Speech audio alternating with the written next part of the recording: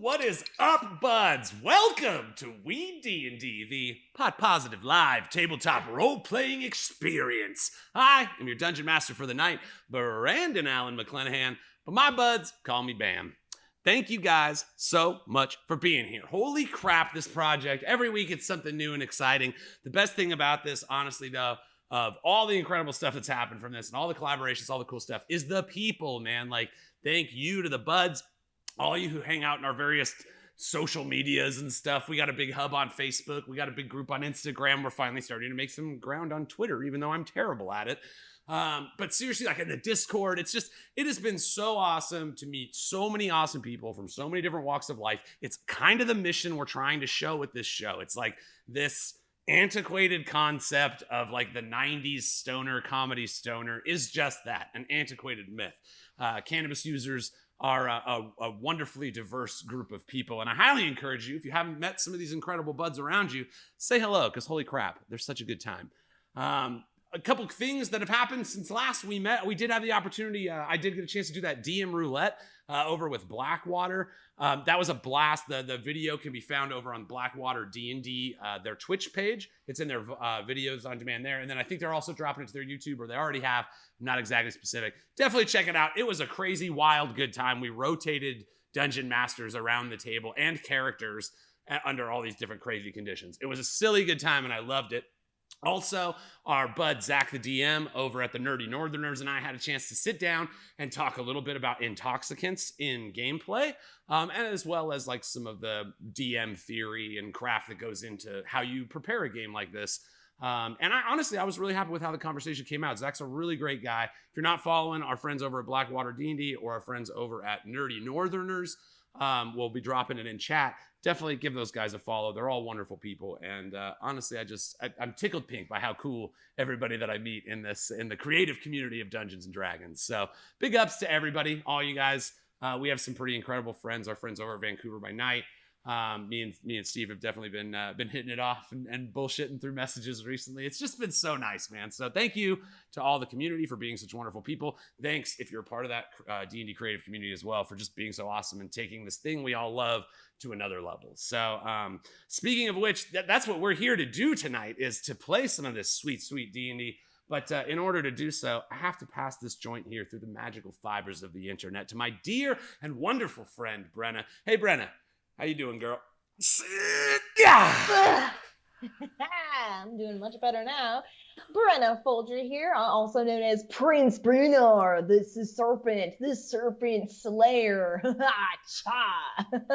And my favorite flower is a tulip. Tulip. Think about it. What's your favorite flower? Babe. Oh, dang. Yeah. Well, I mean, I feel like it's kind of easy to say that my favorite flower is like weed, right? So I'm just gonna put it out there, say that, but also just like a classic pretty rose, you know? Oh my gosh. Yeah, that was a thinker though. My name's Abby Dandy. I've Tynna Smoothhands around these parts, and you know what? Flowers aside, I'm just excited to be here and, you know, get crazy with my buds. But, you know, Drew, I'm curious. What's your favorite flower? Oh, thanks, baby girl. Well, obviously, what up, y'all? Drew, Thoricus the dwarf, and both of our favorite flowers are, well, actually I have a couple. It's either the hibiscus or the plumeria. Both because your boy's an island boy. He grew up in Guam, and the hibiscus is just beautiful and has a small amount of what do you call it? And it's sweetness at the bottom if you pull it out of the bulb. And yeah. Anyway, but the plumeria, the scent on that, holy God! Especially if it's right out the tree. If you ever get the chance, taste the hibiscus, smell the plumeria. You're gonna thank me. So happy to be here with you, buds. We couldn't do it without you. You're the fucking best. But not my best friend. That's reserved for this special motherfucker right here. Airdropping it to you, best friend. On a count of words. 3, 2, 1, go. Man, look at that. Hey, thank you very much, best friend. And thank you, buds, for being here for episode 52. Is that 2? Okay, episode 52. Jake Taylor here once again as Rial Othrevan, the Shadow Piercer. He is a high elf arcane trickster rogue, level 9. And seems the stealing continues. Because I, too, like tulips. But I was born 2 days before you, so we'll discuss it later. It's all good. It's all good. There's enough tulips for everybody. I love you guys so much. Thanks again for joining us. Hey, Gus, what flower do you fancy? What? Appreciate that, Jake. What up? It is your boy Gus, 2 blunts, Langley. And you know what? Weed notwithstanding, my favorite flower is undoubtedly the tiger lily. They're beautiful, and nothing pops like a nice tiger lily. You know what I mean? Pop, pop. Yo, as for the character, I will be playing Divid, the resident revenant bard warlock. So yeah, let's get this party fucking started. Over to you, Bam. It makes it back every week. What a wonderful thing the internet is. Well, all right, guys. My favorite flower for once is not the same as Brenna's, but it is absolutely a big, juicy sativa nug. Just sitting on the plant, just with the light hitting it, and you see those little trichomes on it, and you like touch it, and then your fingers stick together a little bit. I mean, yeah, it might be a cliche answer, but man, it's a cliche for a reason. So we do have us a little ritual we like to do around here. Maybe you've heard about it, maybe you haven't, but we like to take a lighter, like this little guy right here. Bic represent. Make sure we're not going to light any of our friends, family, or household pets on fire and go. Lighters up. Let's play some fucking D&D. WeeDnD, high fantasy, literally for you and me. So load up roll and make a roll to take control. WeeDnD.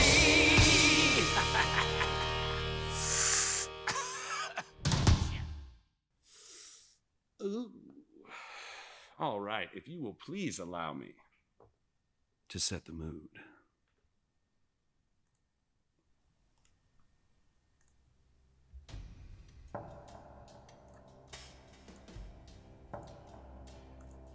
When last we left the Ferocious Five, they stood within the once den, now crypt, of the ancient dragon Zulithax.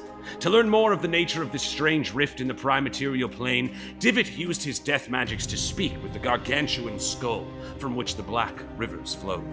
The being, Cassentius, told the Five that the portal is made possible only through his suffering, and that his tether to the prime is Aromastis, the twisted Bodak guardian of the den himself. As the Five forged on, they encountered many dark elements of the Shadowfell, clouds of poisonous ash, life-leeching tar pools, and even their very own shadows turning against them, ambushing them before being mostly decimated by the axe of Thoricus Onyxheart. A nearly magical relic, the skeleton of a great worm green dragon, offered a magical respite from the scourge of the Shadowfell and allowed our heroes a short chance to rest. Never one to let a good dragon part go to waste, Thoricus salvaged the most useful bones, stuffing them into Krampus's sack. Pressing on, they arrived at the stone steps that lead to the first of Zulithax's trials, the trial of body. Now, separated from each other, they must prove themselves worthy of the bounties of the dragon's horde.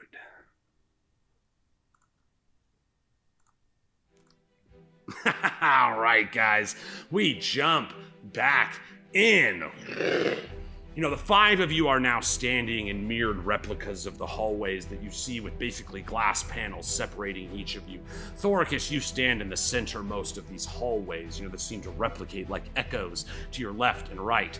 To your left, you see Rial Othrevan, and farther from him, Divot on the outside. To your right, you see Tynna Smoothhands, and to her far flank, Bruenor, the Serpent, the Serpent Slayer. Currently, you're standing in this long stone corridor illuminated by these strange green candelabras that burn with this intense green fire, each placed roughly 10 feet from each other. In this hallway, it ramps downward probably a pretty nice, like 15, 20 degree angle. So much so that standing at the far east side is very hard, or the far west side, it's very hard for you to see the runes emblazoned on the far east side of the room. Each of you has managed to step into this hallway, some of you noticing different details. Divot, you notice the pile of bone dust on the ground along this center corridor in the hallway. You started to connect to the undead energies in the area around you, seeking answers. Rial, you move forward a little bit more cautiously, trying to find places in the dark to hide, and so is your standard method of combat. Thoricus, you charged in, burst of speed first. You're eager to anticipate this challenge of the body. You used the great burst of speed gifted to you by the twin strike blade to burst forward, making it farther down than any of your allies, even though standardly they move faster than you. Tynna, you filled with resolve as you kind of, feel your large halfling feet kind of clapping on this cold blue stone that just kind of emanates with this ancient holiness. You're very familiar with the holy energy in this place. There is some kind of sacredness to this trial that you're engaging in. And Bruenor, you lastly, down near the end, following a similar kind of mindset as Thoricus, best to get out in front of the problem and assess as it goes. Each of you have made it now, mostly as sans Tynna, to about halfway down the hallway, when behind you heard a great noise. You hear the magical portal shift of these strange runes that are emblazoned on both sides of the hallway, and from them a massive magical boulder. You see it comes in various colors. It's like a swirling maelstrom of purple, silver, and white energy that seems to just be a ball of magic rather than, say, like the Indiana Jones stone ball. This is actually an orb of magical in nature. You see a great gust of magical energy behind it start building up, and it pushes on the giant magic boulders. Each of you watch as the boulder, some distance away from you, starts rolling. You hear the kind of crushing sound, the immense weight of this magic boulder as it starts to roll down these hallways. You see it's so large it kind of blots out the green candelabras behind it, and so it's almost like the lights are getting turned off as this thing rolls forward at you. Divot, you first turn and look. This all happens at the same time, but we'll kind of go down in order here. But Divot, you turn back and you see this massive magical boulder crushing the ground, kicking up little piles of bone dust as it rolls toward you. What do you do? Okay. I turn around and I see this coming at me, and without even really, I don't even think about it. It just kind of happens. And misty step to the other side of the boulder that's coming at me, so that it's behind me. Ooh, dope. All right, give me a Misty Step here. I'm pretty sure Misty Step is 30 feet, but I just want to be sure. Yeah, let me lay it on you. hit me with some of that Misty Step. Dope, 30 feet. So yes, Divot, how far would you like to move from where you are? Do you just want to get just to the other side of it, or do you want to move even farther up the hallway? Yeah, I see it coming at me, and I kind of just want to go just far enough to get past it so that it can keep going. Yeah, you barely even have to move, Divot. You kind of phase out of existence as this giant boulder crushes through. The others of you that kind of look and see Divot in this moment, you watch as you're like, that boulder's about to crush him, and then you just see him kind of phase as the boulder just rolls right through him. Divot, you watch as the boulder continues plummeting below. Rial, out of the corner of your eye, you see Divot kind of phase out of existence as the boulder rolls right through him, just in time for you to look and see your own plummeting down. What do you do? So again, just that reflex at this point. How much of the hall is it taking up? Is there some room to shimmy and jimmy above it? It's very minimal. Let's say there's about 5 feet of space at the top of it. Do you want to try vaulting over it? That'll do. No, I'd like to do with acrobatics at least, kind of okay, use the wall to get some momentum and then shoot over it, kind of try and dive through. Dope. Rial, now this is just so this trial is specifically much harder than most things you've faced. The DC on this skill challenge is a 20. Woo! Woo. You see it does kind of fill up the bulk of the hallway as it rolls down, you know? You're at first you're like, oh, I'll just jump there, and then you realize, you know, this orb of magic kind of shifts, making it a little hard to spend, you know, you anticipate this may be part of the challenge, that it's like they anticipate this response. And so it is quite difficult to manage, but you are extremely dexterous, so let's see that acrobatics check. Maybe we'll butter that biscuit a little bit first, before kicking off, or even like in the air a little bit, like, no, actually right before I do, I'm gonna see if a ray of frost might slow it down a little and give me some more, like where I can at least spy where to jump. So yeah, you know what? You will have advantage on the check. You know, you don't have to worry about like rolling damage on this magic orb. Just so you know the narrative of it, the ice damage doesn't seem to affect the orb. You know, you kind of shoot it at it, but you do see that the kind of frost slows it down for a moment, giving you just a little bit of a better window to jump through. Go ahead and give me your acrobatics check with advantage. All right. So let's see what we got. 21 or 21. Wow. All right, Rial, just as mentioned, you know, you see the kind of the frost magic of your frostbolt that you kind of shoot, you know, almost just to slow it down a little bit. You see some of that sticky, icy frost holding the orb, even though its immense weight just continues to be pushed forward. You hear the snapping of the small ice particles as it goes. Once you hear the snap, you know there's going to be a surge of it. And so you plan to put yourself right where the gap is. You reach up, you know, put your hand on one of the candelabras, kind of like kick your legs above you and hug the wall, and this thing rolls past you. Thoricus, you look over and you see, you know, Rial managing to duck out of the way. You see the boulder passing through divot. You turn. What do you do? All right. Well, the most magical and dexterous of us all is gonna just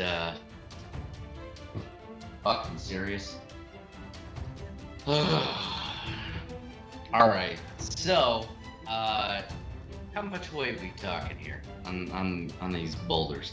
All right, bro. It's it would push the limits of your strength, Thoricus, but you are pretty insanely strong.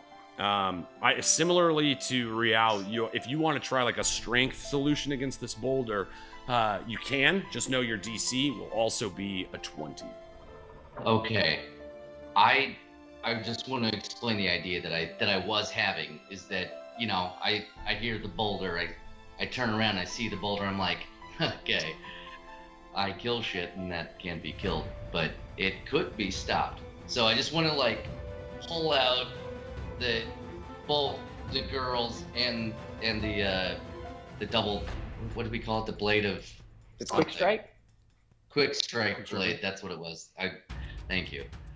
And then just plant them both in the wall, but so that they're both facing at a thinner point than the wall is to potentially help me stop this fucking thing. Dope. Yeah, Thoricus, you turn around, you know, pretty quickly, just wedge your axes into the wall, kind of giving you a chance to brace it. You feel your, you know, immensely stout muscles as you kind of like basically are prepared to grab this bull by the horns as it charges you. You know, you brace one of your hands against each side. You feel the leather wraps of the axe in your hand. You make sure you position them just in the right strength to get the full force of your strength against this orb. Thoricus, give me a DC 20 athletics check with advantage. Oh, yeah. Got this, best friend.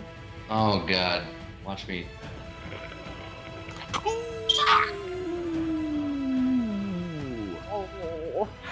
Thoricus, had this been a sheer object of stone like so many Indiana Jones boulders before it, you know you could have handled it.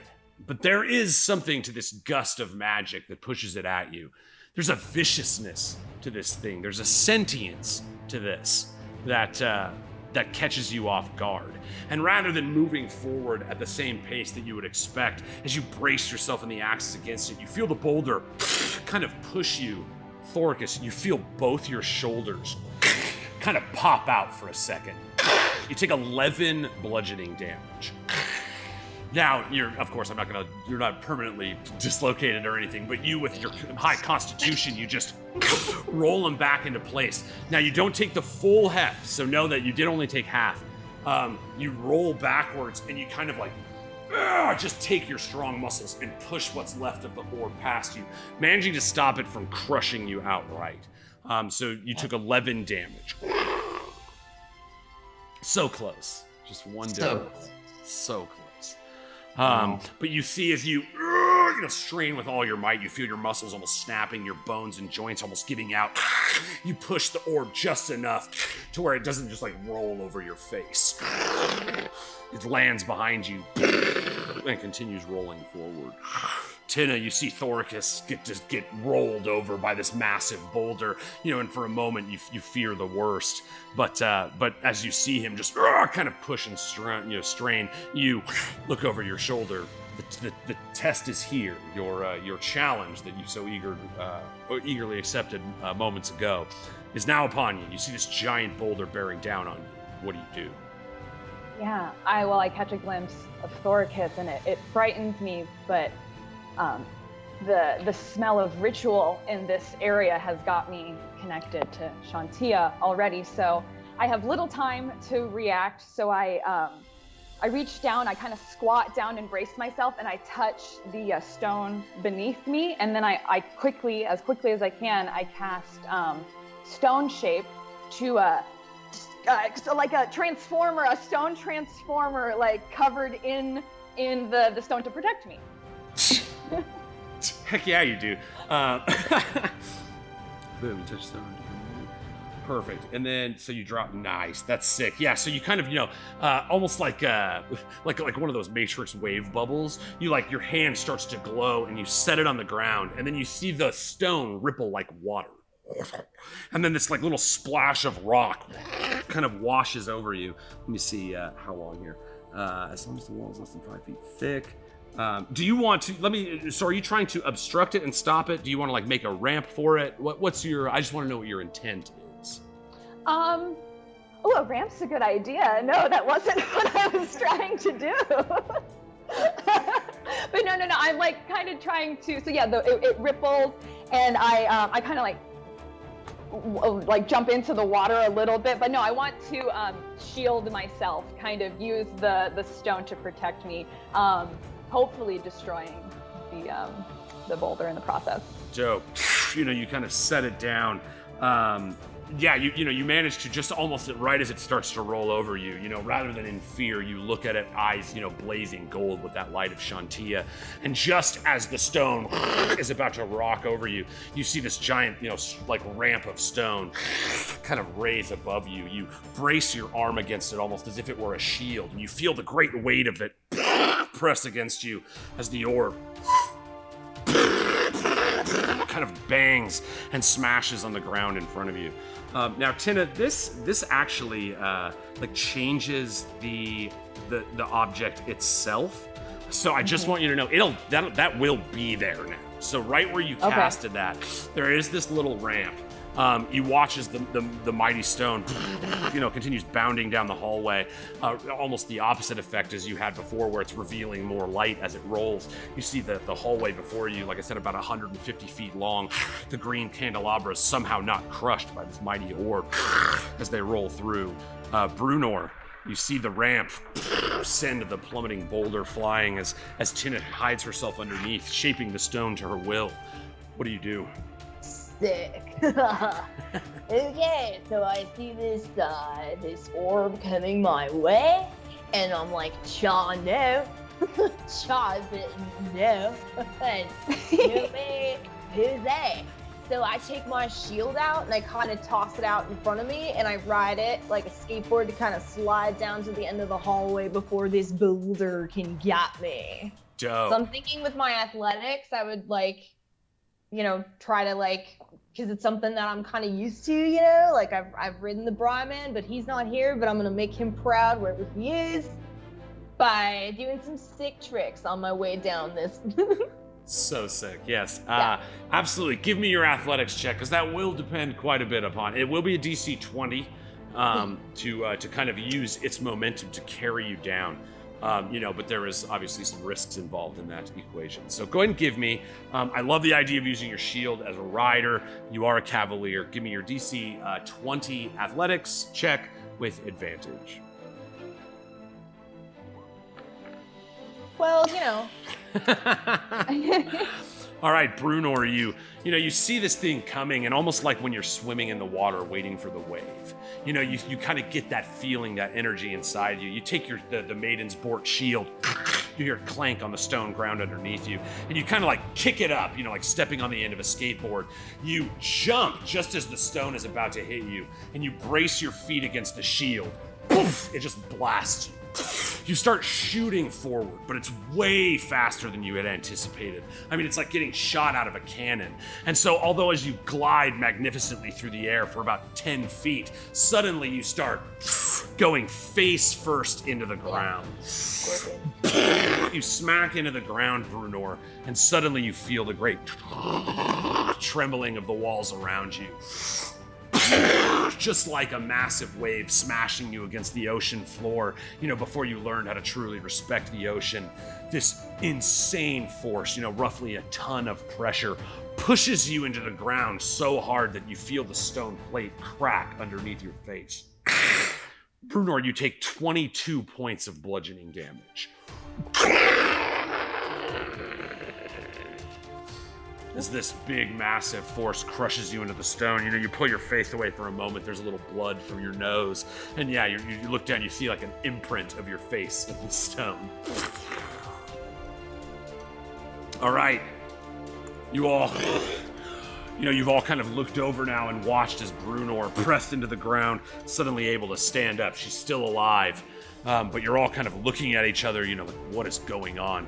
You turn around and look as the boulders settle to rest on these runes at the edge of the hallway.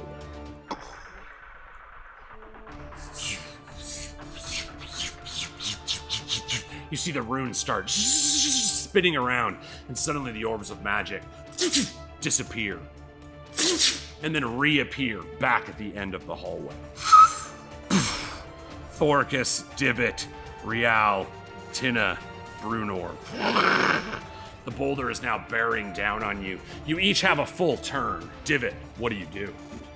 I run as fucking fast as I fucking can on my little bone nub feet. You hear the little... Yeah, just little tink down the hallway. Yeah, you're standing there super dope, Divot. You've just phased out, and you're like, oh, I'm so cool. And then you're like... and you just kind of start Shit! Shit. All right, so Divot, you can move. You move what? 30 feet, right? Yeah. 30. So I'll go as far as I can. So right here would be 30 feet, and then if you wanted to use your action, you could to also dash and get another 30 feet. You would not quite be at the end of the hallway. You see just to kind of, as you start kind of approaching the middle of the room, you see that, the great stone door at the end of the hallway is shut, just like the one behind you on the other side. The only real difference you see between the two is the portals at the bottom and the tilt of the room. So yeah, 6, 1, 2, 3, 4, 5, 6 would get you about there. And then if you want to use your action or ready something, you can. This time, as opposed to you guys reacting to it in the moment, it's almost like you guys are taking turns now. So if you want to prep any action against the boulder, you would do it on your turn. No, I'll just move as far as I can for right now. That's all I'm thinking about is getting away from it. Perfect. 1, 2, 3, 4, 5, 6. Divot, you find yourself pretty much right in front of you're about 10 feet away from the last of the green candelabras in the room. Again, you've now watched this magic orb pass through them as it goes through the hallway. So it crushes you guys, but these freaking candelabras get away with it. That is both your move and your action. Do you want to do anything with your bonus action? I prepare my... I want to prestidigitate myself to look like a candelabra so it doesn't crush. No, man, that's good. I do love that.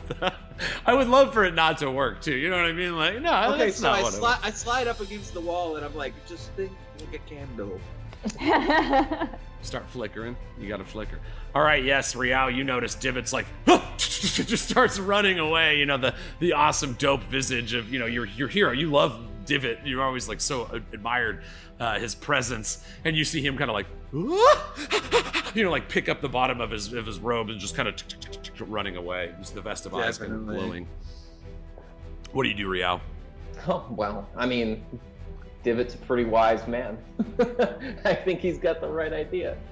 And, but before I go, just because I did notice a little bit of an effect from the Ray of Frost, I'm going to hit it with another one, especially if it's right by the rune still. And then between my move and my dash, I can make it to the other rune. So I'd like to, and then just book it. All right, yeah, you kind of like, as you run, you see Divot running away, you turn back and finger gun a frost ray at it. You see, again, the same kind of idea. You see the wind that's pushing on the boulder seems to be building up even stronger than before. You kind of get that rooting ice magic at the base of it as you manage to turn around and run away. Rial, you step onto this other rune symbol. You kind of look down. You see, the magic within it is glowing, but it doesn't seem to be like, it's not teleporting you back to the other side or anything. You're kind of looking down at these runes. If you were to spend a little time on them, Rial, you might be able to maybe figure out how they work. But with already having used your action and your bonus, that would be perhaps a later problem. Something to think about, absolutely. But yeah, Thoricus, you look over your shoulder and you see the illuminating form of, Rial just glowing in the blue light of these magic runes and the green flickering flames on the wall. It's quite a display. But you kind of stand yourself back up. What do you do? Sorry, I was muted. Well, I'm gonna do the same fucking thing and cook it and buck it. Yeah. So, because I didn't move on my last turn, that recharges my battle alacrity, correct? Well, you did move on your last turn. You used battle alacrity to get where you are right now. Well, that was the end of my turn, though, and then the thing came after me. Yeah, but it was like your last move was that, so I would say it's not quite recharged yet. Damn it! Why do I put myself in this? It's my own fault. I made the beginning of this more muddled than I needed to, so I apologize for that shift there. But yeah, okay, no. Now, I do have a question. Do the boulders have to roll to hit our AC, or they just do it just because it's a trap or whatever? You will. Its attack is a strength saving throw that you make. So it like each of you, when it hits you, there will be a strength saving throw involved. So raising my AC would not matter. No, not really. Right, because I've got that whatever the maneuver is. It's yeah. There's no real finesse to this thing. Maneuvers. Yeah, right, your so it's not maneuvers. Attacking my armor class. Correct. It's just Yes. Okay. Just wanted to make sure. No, absolutely. Great clarification. Yeah. Okay. Well, then I guess I will just move because I want to get further down there. I know I don't get battle alacrity, but even if I stay here and wait for it to charge back up, I can move only the same amount as me moving right now, and then the next turn moving that same amount. Right? That's actually true. Yeah, with battle alacrity, you would be able to close the difference. So yeah, you would still move twice to get to the same point. Exactly. So yeah, I might as well move. So I'm gonna. I think I can get to there. Yep. With just your action there. Your square game is good on this, but it is hard to see on this map. Oh, I know. It's this is the fun in between I didn't want it to be straight lines, and then I was like, wait, that messes the whole grid up. So yeah, thanks for bearing with me here. It's all good. I just, like I said, I think that was fine. Yeah. So. Yeah, that looks about right. That would just be your move. You still have an action and a bonus action. All right. Well, I did take some damage in the last turn, but Papa's still sitting pretty at 86. So I have to imagine at most it causes 22 damage because someone didn't save and got hit for 22. Someone did save-ish and hit for 11 or something like that, right? That's true. That was me that got hit That's for true. 11. All right. So, Those yeah. are efforts, yes. Yeah. Indeed. Okay, so I guess I'll wait here, but you said we can't see through the walls, correct? Yeah, you can see each other. Do It's like, the walls are like invisible. It's like glass walls.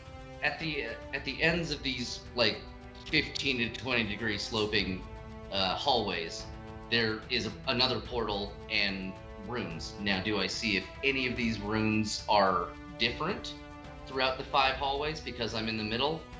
Give me a perception check.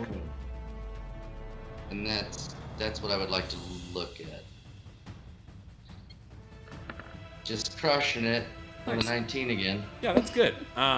So you are, again, Thoricus is a battle master. You're constantly trying to gauge the battlefield, looking for just seeing what makes your battlefield different than anybody else's. And you're kind of trying to look for any details that you can to that effect. You do notice that the locations of certain skeletons reappear on each one. There are some details that mirror all the way across. However, there's like piles of dirt or rock here or there that are a little different. So there is some difference between each one, but at this point you see it as mostly negligible. The runes themselves on each of the 5 at the end, they all match. It's like you're not necessarily, you're not a professor in runeology, but Right. you do know that you can make the leap that you would be like, what would affect one would potentially affect the other ones as well. Okay. Well, that's cool. Yeah, I guess if it comes at me again, I'm just gonna sit there and ready. Would activating the Raka, the Fury, help in any kind of strength save? Could I ready the Super Saiyan mode to be like, fool me once? So, just in sheer, even outside the narrative, if you're gonna do the Berserker Rage of the Raka, if you're gonna full on use that, yes, that would give you advantage on any athletics check while you're raging. Oh yeah.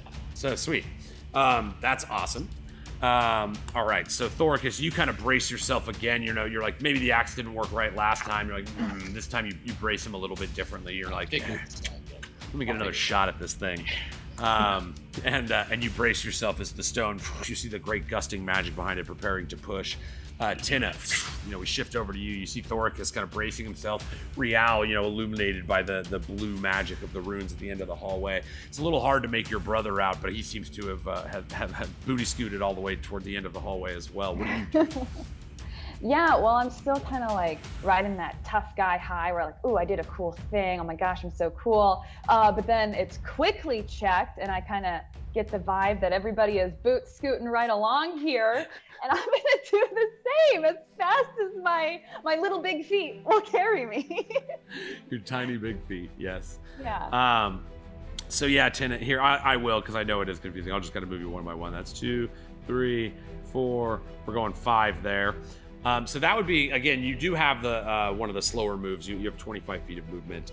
Did you want to use your other action to dash? Yeah, I'm going to go ahead and dash as well. All right, perfect. 1, 2, boom. All right, so you still the furthest back away from the of the runes on the far side of the wall. You do manage to run with resolve. Again, not in terror. You're not fleeing, panicked as your feet slap on the ground, but rather you're like, all right, it's coming again. Now I need to be ready this time. Increase the distance. You're ready for this challenge. Yeah, a sense of determination totally washes over me, and again, that weird little electric thrill of having fun when I know this isn't supposed to be a fun situation, but yes, absolutely. Yeah, no, it's you are all adventurers. There is a zest to this kind of life that has kept you all coming back again and again, and being inside an ancient dragon den and doing some kind of test of strength is that's fucking cool. That's the stuff. Yeah, you're picking up on that vibe, no mistake. So you have moved there. I am just going to draw a square. Oh my goodness! Yeah. Oh a yeah. square. That's our ramp there. It's more of a rectangle this time. Don't worry, guys. The square tutorials will be coming. I think my rectangle work is really growing as I move forward in the space as well. So yeah, Tynna, you manage to run with all your might. You feel your lungs kind of burning as you give it everything you've got to increase the distance between you and this massive boulder. Bruenor, You've now reflected upon all your allies doing the same. You kind of, you look down at the imprint of yourself on the floor. You felt the brunt of this boulder the most. What do you do? Well, okay, so even the famous skaters of Elmira, like Tuna Hawk, falls and crashes themselves sometimes, you know. So, and what is Chad Monkfish say every time he falls off his bike? You get right back on it. So I'm gonna get right back on my shield. I'm gonna get up, dust myself off, and go, all right, that's cool. Let's just do it. And I get back on there. You've opened up such a can of worms. I'm like, clam margera.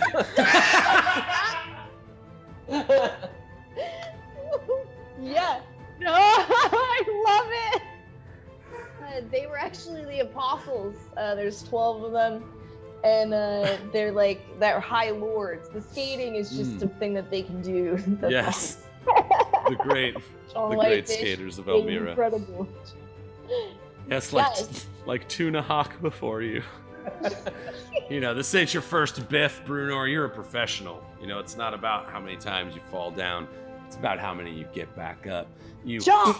spit a little of your blue-green blood out of your mouth and look at the impression of you on the ground. And it's kind of sweet. It's like, you know, you always wanted to like press your face in something and have it there. And you're like, all right, that's pretty tight. You kind of set the maiden's board down. Now, I just want to make sure I'm understanding you correctly. Do you want to not move and rather prep yourself for the boulder? Or do you want to also move? I want to also move. You know, like where you run and you have it like, you run with it and it's the boards on the sides. Yes. And then I want to use my action to hop on the board and go. All right. So like my movement is to be like, all right, here we go, yeah, and then like instead of continuing running, I just kind of lay down the shield and do my best. All right, do your very best. I'm gonna give you 1, 2, 3, 4, 5, 6. You know, you're timing the boulder. You start running to match the momentum so that your slide is just right. You feel the wood, you know, this ancient wood of the maiden's board start sliding on the ground. You think you're like starting to feel the wind blow against your hair in the way that you like. You feel way more in control. You kind of start running the last biff in your mind as you start sliding down this hallway. You're like, what went wrong? Where was the shift? What didn't I react correctly to? And that's when we shift to this giant, massive fucking boulder that's coming at Divot here. Divot, you see the great wind pushing it even harder than before. You see the boulder just unabated by anything. Starts bearing down on you. Now, had you made any preparations for this, Divot? No, it's fake news. There is no boulder. There never was a boulder. They stole the runes. No, this boulder is huge, bro. No, I just ran like mad. That's right. All right, so Divot, give me a DC 20 strength saving throw. I could just fucking kill myself, too. Moment. I don't think a 20. It's not even possible. I have negative strength. Yeah, you could roll a 1 and it'd be hilarious. Yeah. All right. Yeah, that's true. All right. And we get to smoke. Yeah. Right? What's the worst that happens? I'm giving you disadvantage on this one. Whoa, shit, crit. Just for shits and giggles, my friend. The effect is still the same. A fail is a fail, and a whale is a whale. This massive boulder, Divot, And we ain't getting no whales if we. We ain't got no fails. You're kind of standing there like doing your best candelabra impression, and you notice, Divot, it does come through with a higher force than it came the first time. It does manage to slam into you. Dude, it does 24 points of bludgeoning damage. Yeah, it fucking does. You guys I watch stand as. there and take it. Are you at what? You still have health? How much was that? 24. Yeah, I got some health. Okay, cool. Divot, you watch as it just basically catches you blindside. You do take it. I give you the dopeness. You're allowed to be like, it just kind of blasts your bones against the wall, but you still kind of standing there looking dope, smoking a cigar suddenly as the boulder rolls by. Just grits my fucking teeth on the cigar, like, ah. All right. Rial. Do I get to move at all, or do I just take that hit? In that case, you just take the hit. Yeah, you'll have your next turn kind of to prep for this next one as well.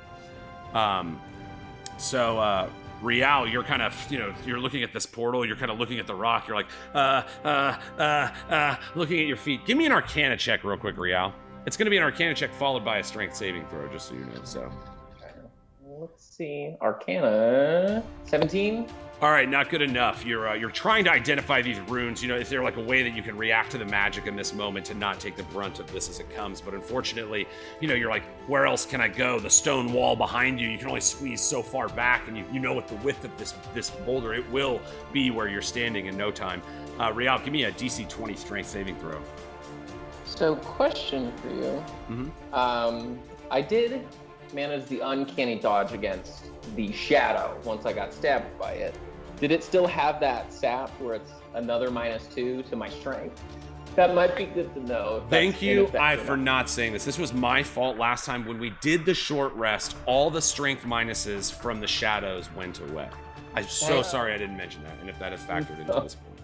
All good. I did. That was. Thank you. Yes, that was a bad. It was hilarious. I reviewed the episode and was like, oh, Brandon. I apologize. The shadows, the strength leeching from the shadows, it only lasts until your next short rest. What a relief. I mean, my strength is still in the negative as well. So. All right, Rial. You see this big bad boy bearing down on you. Know when to hold them. Ooh, 24 bludgeoning damage, Rial. As you try to back against the wall, you just feel this weight just slam you into the wall for a massive punch. You feel some of your ribs crack a little bit under the pressure. The air that you let out of your mouth isn't so much released as squeezed out of you. Thoricus, you see your best friend, you hear his painful cry as he's crushed by this boulder. You turn and see your own bearing down on you. Now you did, you had prepped for this, right? You were going to attempt to strength with it, correct? I can't remember. I'm sorry. Yeah, barbarian. That's right. Range. Sick. So Thoricus, you look at this thing. You see the wind behind the boulder that pushes it initially. As it pushes, you're like suddenly calling that inner wind within yourself. This great burst of air in one direction down this hallway like a sealed vacuum, just blowing forward at you. And you start kind of flexing your muscles and feeling that rage of the Raka, the firebird, kind of itching at your body. This gust of wind of your own starts building up behind you. You feel as you're almost like sliding forward on your feet. The pressure of the wind is so strong, like you're standing in like an airplane tunnel. As these two great forces break into each other, you see the firebird break out of your image for a moment, and all of you in a moment look and just see this immense firebird flash for a moment. The spirit of the Raka, champion of the Raka, Thoricus Onyxheart. You absolutely get your, in this case, Thoricus, you get advantage on your saving throw against this thing. With the aid of the Raka, the DC is only 15. Yeet. Fuck this up, though. Okay. Boom! With advantage! Oh, shit!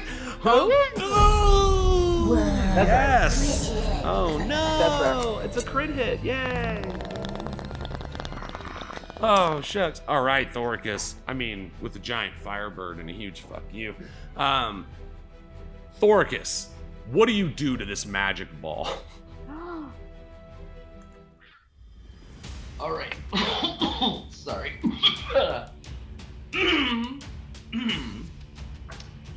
And I'm back. So, obviously, the last time the boulder got the better of me. Not real happy about it. Papa doesn't do real well with anger. got some issues, y'all. I'm sure you've been around long enough to figure that the fuck out. So I'm gonna prep that rage and just be like, I already know what's gonna happen. I'm already kind of pissed, but when I see it happen again and know that I'm right, oh man, I'm just gonna be fucking furious. And then see that thing come at me and be like, all right, I know where I fucked up the last time, so I'll just fucking Super Saiyan and go into it. Fucking, I'll take all of my hand axes and throw them up against the fucking floor and dig them in there. I'll take both things again, plug them up, you know. I'll do my little stretches. I'll get my flex on, my stretch on, and just get ready to Merry Fistmas this thing coming at me as it's being stopped by every weapon I have, as I'm like just chucking shit. I'm so fucking angry. I'm like a toddler throwing a fit, just throwing all my fucking toys all over the place, but strategically placed to help stop this fucking thing, so I can just have it burn to the ground. All your stuff just flying out, the hand axes leveraging. You see your girls and the quick strike blade set perfectly. You set yourself, you feel the rage in your body, and you just connect with a plant punch right in the middle of the orb. Again, like when Tynna touched the stone, you see this magical orb just go, and there's this huge wave of magical energy as you hear the great cry of this red phoenix bird behind you. Thoricus, you punch through this magic ball. It blows away to the sides, and you watch as the entire hallway, like the force of this magic, just this goes like for a second, and you see all 5 rooms kind of like suck into themselves for a moment, almost combine back into one again, and then filter back out. Thoricus, you're standing there, you look to your right and your left, and it's like the glass walls of this arena for you have broken. You can kind of feel this cold air on the outside, but you're standing there just like burning red hot with rage. You look over and you see Tynna Smoothhands, running with all of her life. She turns around and braces as this giant magical boulder bears down, but now you can get to her. But that's where we're gonna pick it up after intermission, guys. Look out, Chris Redfield. There's a new boulder puncher in town. That's my best. My goodness. Ooh! That was dope. Oh my god. Tell me Dungeons and Dragons isn't the fucking dopest shit ever. Oh, I'm so pumped right now. All right. Whew, buds. Fucking hang around. We do a 10-minute intermission. This intermission is something special. We are all very proud of this beautiful piece. For the next 10 minutes, there will be nothing but purely original art created solely for the purposes of this show. A huge shout out and massive amounts of love to Sandy Stein, who does all our original music, Vlad Kolonik, who does so much of the art, Sean Gilchrist, who does art and also runs studio, Stephanie, who is our studio manager, Ray and Gabe, and just all the people who've submitted to this wonderful thing. We love this so much. We pee as fast as we can so we can see it. Hang around. We're gonna do a battle royale. Watch as the mayhem as you all just destroy each other for 100 gold pieces. And man, 10 minutes. Be back. This shit is there's more. There's more. We'll be right back.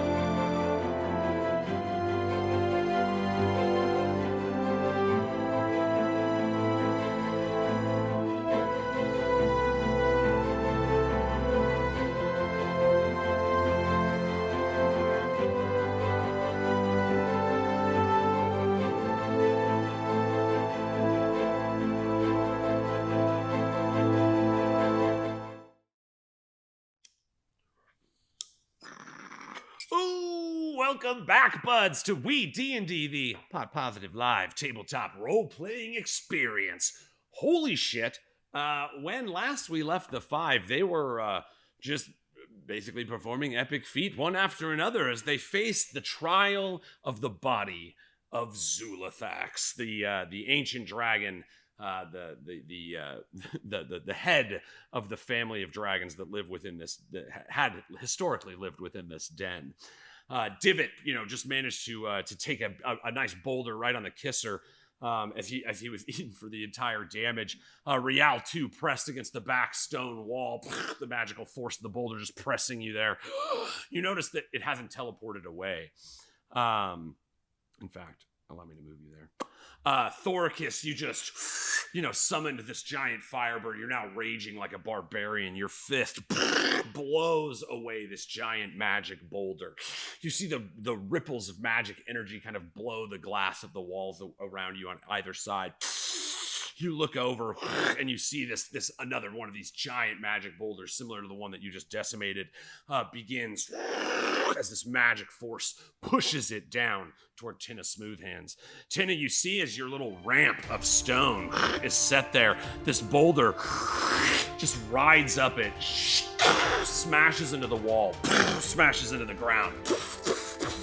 And you see that it's actually managed to slow it down. Like it's by bouncing, marbling back and forth, up and down, it's coming at you. You will, your DC on your strength check will only be 15, but you do have a DC 15 strength saving throw as this boulder bears down on you. Okay, cool. I'm running and I notice and I'm like, oh yeah, that was my intention. Whoa, yeah, cool. And taking a breath real quick, I use a reaction because I have my ring of protection on still, and as I'm noticing okay, cool, that worked. I look down at my hands and I notice the ring, and I'm gonna use it to cast shield on myself. All right, so you'll have advantage on this basically from the use of shield. Again, kind of like with Thoricus, like raising your AC doesn't necessarily aid you in the sense of a battle attack, but it does in this case make it harder for it to perk you. So it'll still be a DC 15 athletics check, but you do have advantage because of your shield. Okay. You said athletics? Yes. Okay. Everybody's like, dang it. Oh man. Oh, good thing you had advantage. Good thing you had advantage. And with advantage, you got a 5. Yeah. All right, Tynna. You see as this thing's bearing down on you, you cast your shield, but again, the force of this massive sphere is not entirely physical. It is somewhat of a magic nature too. And for a moment, you watch the kind of invisible shield of magic go to protect you, and you see the boulder crashes into it. You're kind of like holding the ring of benevolence in front of you, the giving hands reaching out before you. You're holding it. You feel your feet against the stone just sliding backwards. And then you watch as the magic energy of the orb pushes through. You hear the shattering of your shield as this great stone overtakes you, smashing you into the ground. As you feel it roll over you, it breaks the tip of your nose as it deals 24 points of bludgeoning damage. It rolls over the top of you. Thoricus, you see it as the boulder sets into its place at the end of the room. Tynna's down. Tynna, you're still alive though, yeah? Yeah. Okay, so she's not dead. You see signs of movement, her chest raising up and down. But then beyond her, you see Bruenor, running at a casual pace, trying to match the speed of this boulder as it bears down, dropping the maiden's board on the ground. Bruenor, what do you do as this thing comes at you? Cool. So I kind of was getting myself ready to brace myself for this boulder coming down. So I wanted to beep boop boop. When it gets to me, would I be able to shove it backward with my shield? Like now that I have my shield, I know I didn't equip shield. Like I didn't say equip shield master. Yeah. But I was kind of bearing down for that. But I want it to come at me, and I kind of want to give it the angle so that it has to hit walls on its way up and hit and take damage if that's a thing that it can do? Like, Okay, yeah. So this is absolutely possible. Now, That's it, like some- again, yeah. it is immense strength, and it'll actually be a contested strength check between you and this force. Now, this force has plus 10 on its strength as it pushes down this hallway, so it will be immensely hard for you to win, but not impossible. okay. I'm gonna not blind this one. This is outside the DM screen, and I'll go first just so you know. Here we go. All right, getting a 19. You shift the board. You feel the kind of shifting energies around you, and you brace for impact. Moment.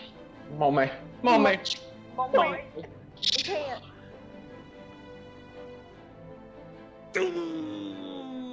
All right, Bruenor, you brace for impact. You feel the crushing weight. You're trying to deflect it off, but again, rather than sheerly a force of physical energy, you are once more kind of surprised by the magical way that this thing moves in space, and you kind of feel it bubble around your shield a little bit, crushing you against the wall. Now, since you used your action to brace for that impact, you do manage. You only take half, so you take 12 damage, 12 bludgeoning damage. Half wedged between the wall and your own shield. You feel it pressing in against you as it kind of pushes past you, settling at the end of the hallway.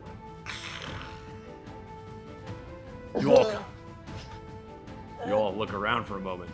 The boulders, the runes start kind of glowing, but you see the one rune in Thoricus's room. And you see these strange diamonds and triangles and circles that are drawn in magic upon the circle are kind of like wigging out. Like you see they're trying to it's almost as if it's trying to connect with something that isn't there. You see as the room's kind of like Thoricus, you stumble a little bit. You look around. For right now, these boulders are stuck. What do you do? Just the one in my hallway or all of them? No, all the yours is gone. You destroyed yours, Thoricus. Oh, yeah. All the other four are sitting on the rooms at the end of the hallway. Now, one of them's pressing into Rial. He's kind of crushed into the back wall, and you're managing to kind of move yourself out of the way. It's not like you're pinned or anything, but that was the impact. Divot, you're kind of standing there, still smoking your cigar, looking at this sphere. You're expecting it to teleport away again, but again, it seems like this disruption to the magic of these ritual sphere or runes has somehow caused a stoppage of these death boulders going. You don't know how long it's going to take. It definitely looks like a volatile situation. So, Right. What do you guys do? Well, I'm gonna say just to the group because they can all hear me regardless of whether the walls have been removed. Like Rial and Tynna can obviously. So you can all hear Thoricus, but you can't all necessarily hear each other. But Thoricus, because your glasses broke, your voice comes through strong. So, like Rial and Tynna on either side of me would be able to hear each other too, because it would all be part of the same thing. Right? Yes, because that barrier of sound is not quite there. It would still be a little faint, but yeah, Thoricus, it's your voice that everybody can hear right now. All right. And am I able to move between the different hallways, at least from Rial and Tynna's? As far as you know, you can, to quote a brilliant man, you can certainly try. Your glass is broken, theirs is not. You don't necessarily know, but you're raging right now, real good. You feel strong enough that if you're checking with that voice inside your inside your mind, it's like, go for it. Right. Do right. something. Do something crazy. Do something crazy. Well, that stupid fucking magic boulder's hurting my friend. I'm gonna. Oh god damn it! Everyone just punch the shit out of it. It's gonna feel awesome. Oh yeah. Just. Oh, get it. Fucking hurt it as much as you can. Just bring the fucking pain, baby. Yeah. All right, the Onyxheart is telling you guys to beat this thing up. So I don't know if it's still my turn. It is, yeah. You have a moment. This is a little outside of the realm of the initiative. Something weird is happening. Like the magic is on pause right now. Well then, yeah. I'm just gonna rage jump across to my buddy's thing if I can. If that's an allowed thing for what I have to do right now. Yeah, give me an athletics check with advantage. I'm just gonna fucking dial it into him and be like, best friend, I'm coming at you. I'm dropping the hammer like a big fucking 10-4. You heard me? Over. And just, yeah, start running. And then... You said athletics? Yep, and you get advantage because you are raging. Ooh. Yeah! Whoa, Dang. Papa, why are you so mad? Thoricus, just like as you sundered the waters, the dark, tarry depths in the image of the shadow fell before you. As you jump, you launch your axe before you. You see it break through this strange glass veil between you and the hallway holding Rial. As you jump, suddenly you look down, and it's like the floor is still underneath you. Like there isn't like a void of nothingness between you and this room. It's like you're jumping from this room back to this room. It's just, Right. It's kind of a strange sensation. You expected to feel like in some other place, but it's almost as if you just jumped in this room. But you hear the shattering of the glass as you kind of look up. You see the room wompy a little bit. The kind of freaking magic coming from the rune in your hallway. You see your friend Rial kind of pushing the boulder off of him. So what do you want to do, Thoricus, as you kind of land in his hallway?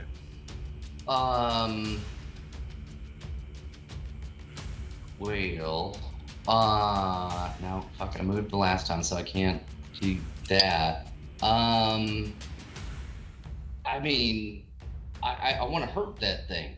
It's hurting my friend, and I don't like it. But I can't reach it physically, right? So yeah, again, we're existing outside a little bit of the initiative, like battlefield conditions in this moment for this kind of weird hiccup as the magic tries to like recalibrate to this changed setting. You kind of land down on the ground. You look at this rock. Now, Thoricus, if you want to resolve this the same way you just did, you can. It's a DC 25 strength check. You have advantage to roll up and just like falcon punch this thing out of existence as you did the last one. Yo, I also heard what he's saying though. Mm-hmm. And I'm like, all right, if all these balls are connected, and I like lean in and like Jeff Goldblum on the balls, and I like whisper to him, and I feel how connected they are, and like when he hits that one, I want to try to hit him with the whammy of the Eldritch Blast. Like, all right, so yeah, I'll kind of give this moment to both Bruenor and Tynna as well. You kind of look down, Thoricus calls to you guys. You see him, scream out to each of you to basically like wreck these things. And then he jumps over toward his buddy Rial, of course, because bromance never dies. Tynna, you kind of look over to Bruenor, two badass ladies in your own right. You kind of sweat your shoulders. It seems the whole team is going to attempt to attack these boulders in turn. What would you both like to do to these boulders? Yeah, well, I hear Papa Thoricus. I'm already fired up because the whole ring thing didn't go the way I wanted it to.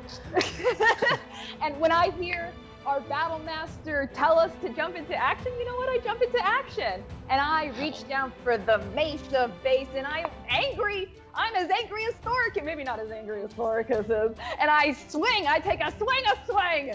All right, yeah, your mace glows with the divine energy as your connection is life clear. Your weapon deals radiant damage as well. You kind of just start running full speed down the hallway. You see everybody's weapons kind of swinging in turn. Thoricus' fists kind of coming down in slow motion. Tynna, your mace swinging down. Divot, kind of illuminated with this blast of eldritch energy. Rial, Bruenor, what do you guys do? So I am going to kind of, get myself together because I just got squeezed real good. So yeah, I see all this going on. I hear the word on high to give him everything we got, and I'm gonna give him also a swingy swing of Njurel. Awesome. You see, Rial, you're kind of like set watching kind of the tide of the five kind of pushing toward the end of this hallway. Each of them is like attacking in turn at the advice of Thoricus. You see the moment set before you. What do you do, before the wave strikes? Man, this is literally the closest to death I have ever been since the Ergon days. I mean, like, I think I've never been in this much of a peril, and even after just like that crushing blow, I mean, there's some blood getting coughed up. That's not just like, you know, getting the wind knocked out of you. That was some. But I am keenly aware of how close you are to death right now. Yeah. Oh no! You're licking your lips. You hear it. But after that, after taking that hit, the first thing I look up and see is my best friend evoking a phoenix and punching a boulder to death. So I mean, I know how this party's going. So it's actually, I'm gonna use the toy he made me, and with all the strength and energy I've got left in me, just go fucking hog wild with the throat fucker on this boulder in front of me.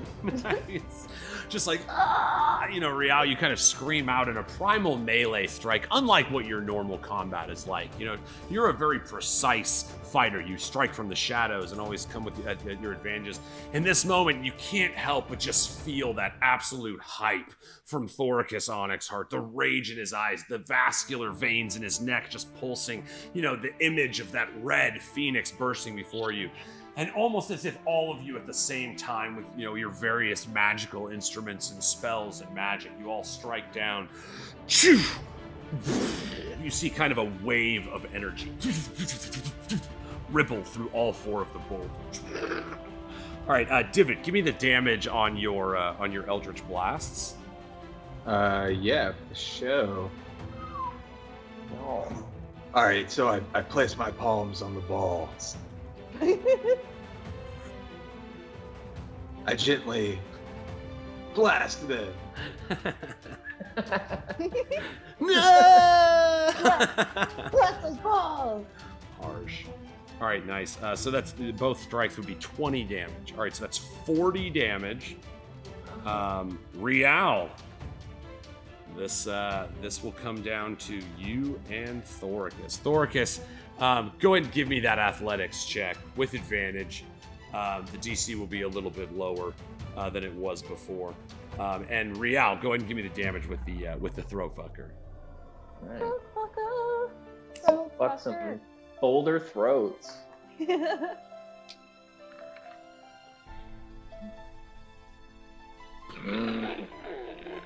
man.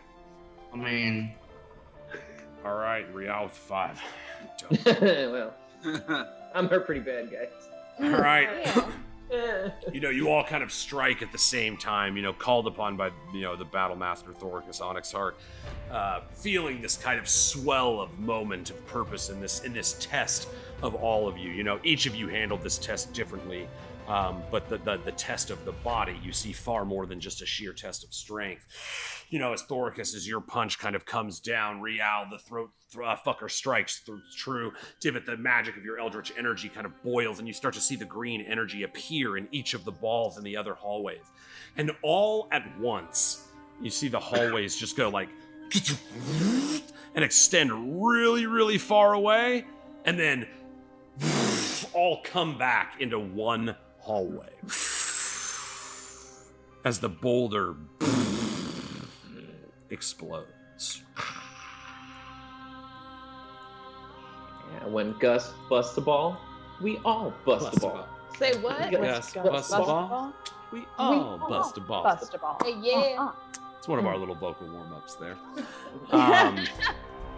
So yes, you see kind of that weird wave of magic that kind of summoned this place to be. As you feel the great merging of all of the hallways once again, you feel that kind of like feeling in your stomach as everything kind of just like tipsy-turvies over back, and suddenly you're all standing there. You know, the blue runes at the end of the hallway still glowing, but no longer a magical boulder to be summoned back and forth through the runes. You look up, you know, the stone doorway in front of you, still sealed, closed. But Rial, you and Divot, you know, both being keen in Arcana, you kind of start looking up. Both of you give me Arcana checks, just to see if, you know, now that there's not a boulder trying to crush you to death, can you kind of deduce the magic energies here? Easier to focus. Yeah, Yeah. 13 each. Rial, you're just like so almost dead that you're just like, I don't care about the room. Fuck Whoa! Hey. In fact, Rial is so almost dead that Divot gets advantage. That's a crit hit, everybody. Or a crit sit if you haven't hydrated in the wild. Stay hydrated. Why not both? Yeah, so I take a big rip, and I blow it down onto the runes, and the smoke like helps me see them better. Hell yeah, it does. It certainly helps me see them better. Divot, you take a draw of your large cigar and you blow this magical smoke, a little wispy and pink, pulling a little bit from your bard magic and that dark purple of your warlock magics as they kind of weave and blow into these runes that now kind of rotate on this little like blue circle. And you watch as each of the shapes is now separated. It kind of comes up, like a bunch of slides. You see the squares and rectangles kind of floating at the bottom as they turn. The triangle shoots to the very top and is separate of its own as each of these little like 6 circular balls just kind of floats around it. Divot, you watch as you kind of like weave your fingers along with the smoke, and suddenly you see as you move your hand, all the shapes start moving with you. No longer moving independently of themselves. And you all, Rial, you're kind of like a little thrown away at this. Like this kind of runemancy is a type of magic that it's a school of magic. Like people would, it's strange to see somebody call upon this power source having not studied it. But you see as like in the dark pits of Divot's rotting eyes, behind the red mask of death, you as, Rial, as you kind of like look, you see the small shapes, moving around in the darkness of his eye. And you see as he's just kind of like weaving them. And then Divot, it all just kind of makes sense to you suddenly. You set one of the circles down and the triangle drops into it, the square caresses it, and they all kind of lock into place. You see them all set back down into the ground. You hear a great rumbling as the stone door in front of you opens.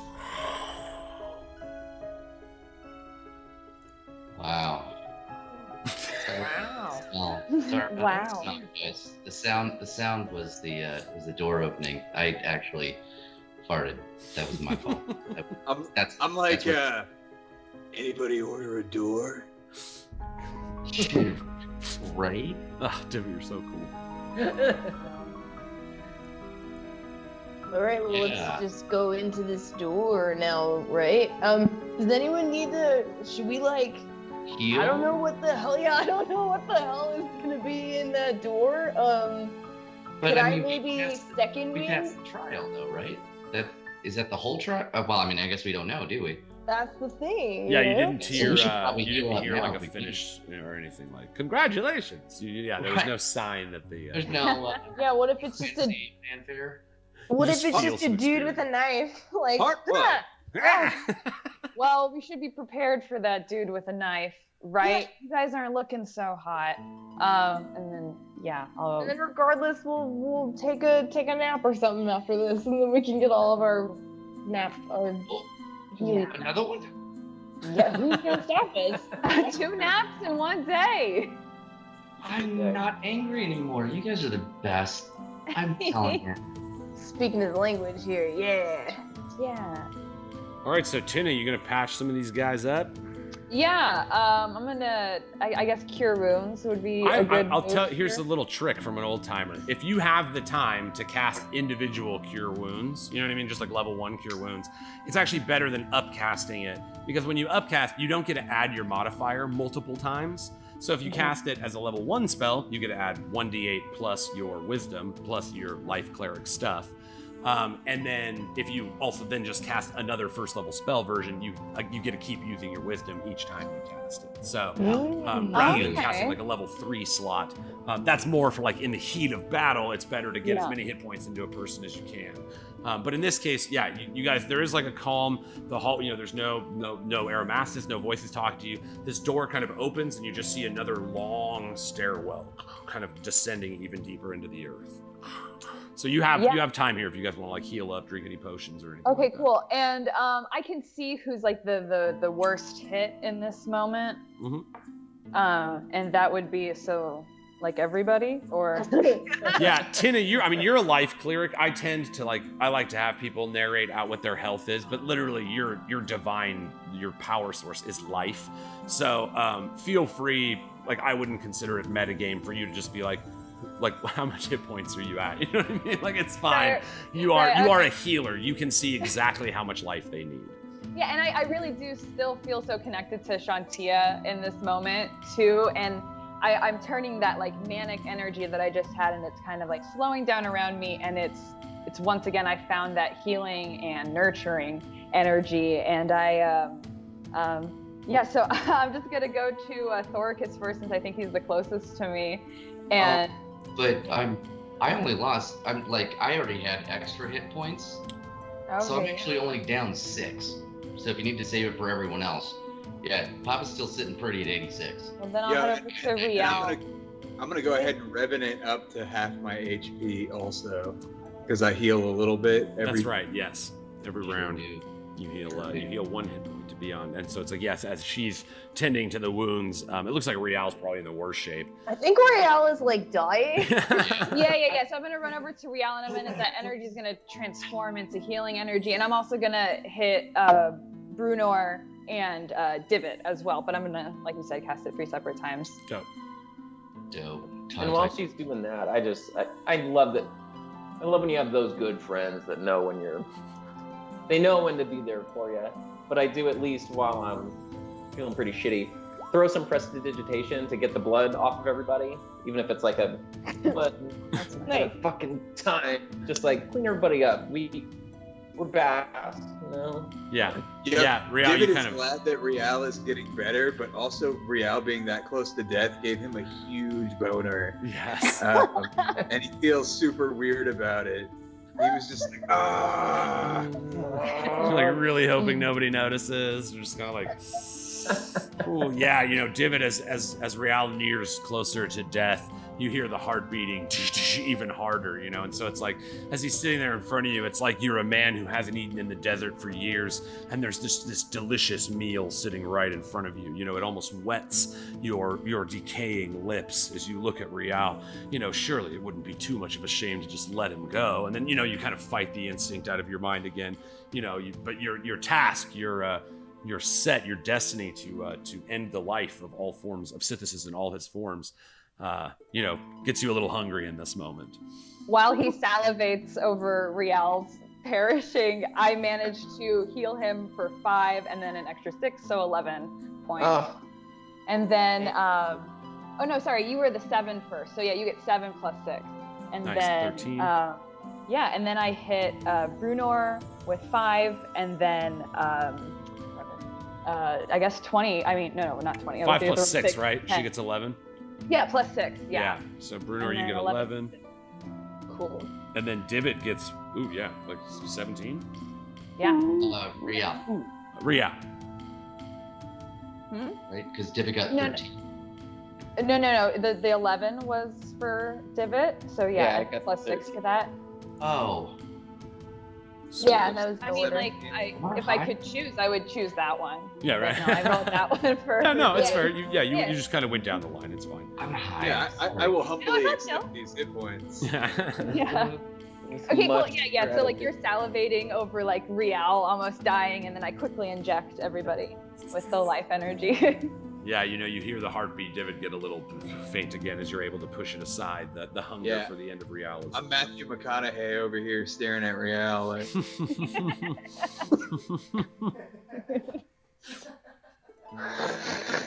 I took a drink.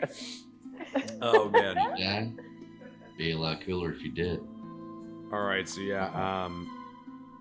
so how's everybody doing? There's still, there's again, like I said, there's not necessarily I mean, obviously you're in kind of a creepy place, but there is not a direct threat above you. If you guys need to do anything else, use any abilities or anything, you can before you proceed.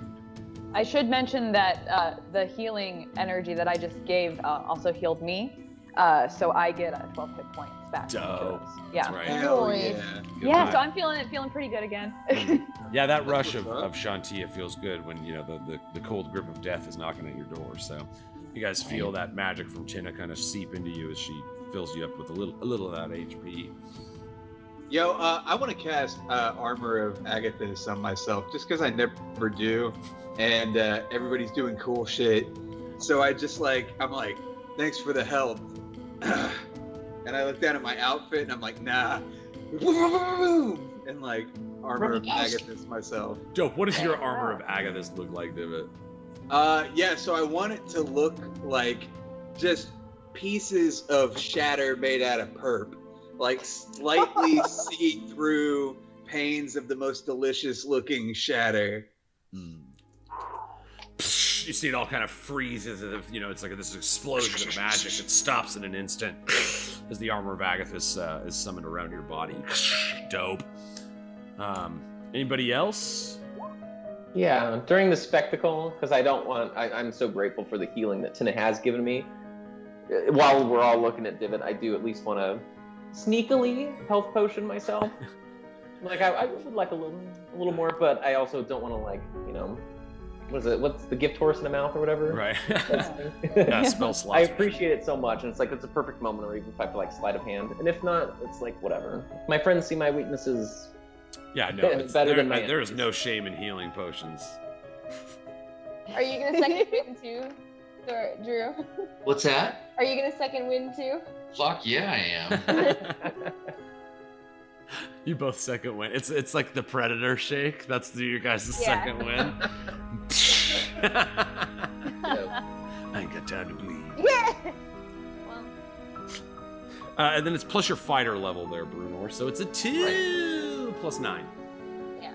You get a sweet 11 health back. Yo, I'm gonna do something weird and cast mine up to 3rd level so that I get 15 temporary hit points, and so that anything that attacks me takes 15 damage. Dope. Cool. Damn. Super dope.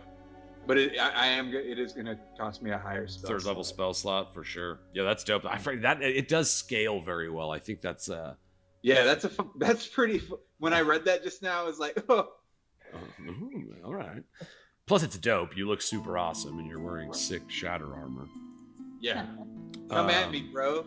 Rial, you get to add 2 to that, so you get 6 from that healing potion.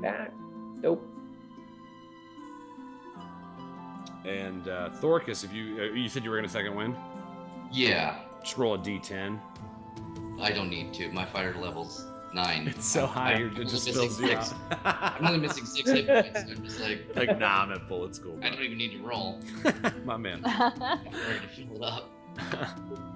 Awesome. I just want to be topped up, like for whatever happens. Yeah. Just in case. And since I have 2 of them, might as well. Why are you guys And always so nervous? I'll count it. No, I'll just count it as like me coming down from the rage of, Mary fist-fissing those 2 orbs. Be like, oh wow, we're all together in the same hallway, and you guys want to take a nap again? I love you guys so much. And then that rage turns into healing energy as it comes out of me. It's like, yeah. My peoples. Yeah, Cool. stronger together. He's like the Rage Care Bear. Yeah. rage. Cool. So now that we're all feeling good, I walk forward. Bing, bang, boom. All right, sweet. So Bruenor, you kind of step past. You see everybody kind of resting, but you feel, again, a calling, a deep, this test of your power. You linked to this journey to build your strength strong enough to return to your homeland. You feel like, was that it? Is there more? You step into this long descending stairwell. You kind of look back behind you. You see your allies kind of gathering themselves up, preparing to come behind you, but you keep pressing on. And you also remember there's something missing from this equation right now. Right. I'm trying to go in ahead to find Brian. Yes. You're like, okay, the magic came back. The doors opened, behind you where the long door opened. No Brian came running through. And so, even though you're basking in the moment with the 5, you feel that call like, he's got to be this way. He's got to be down there. And you start walking. Do you guys follow suit?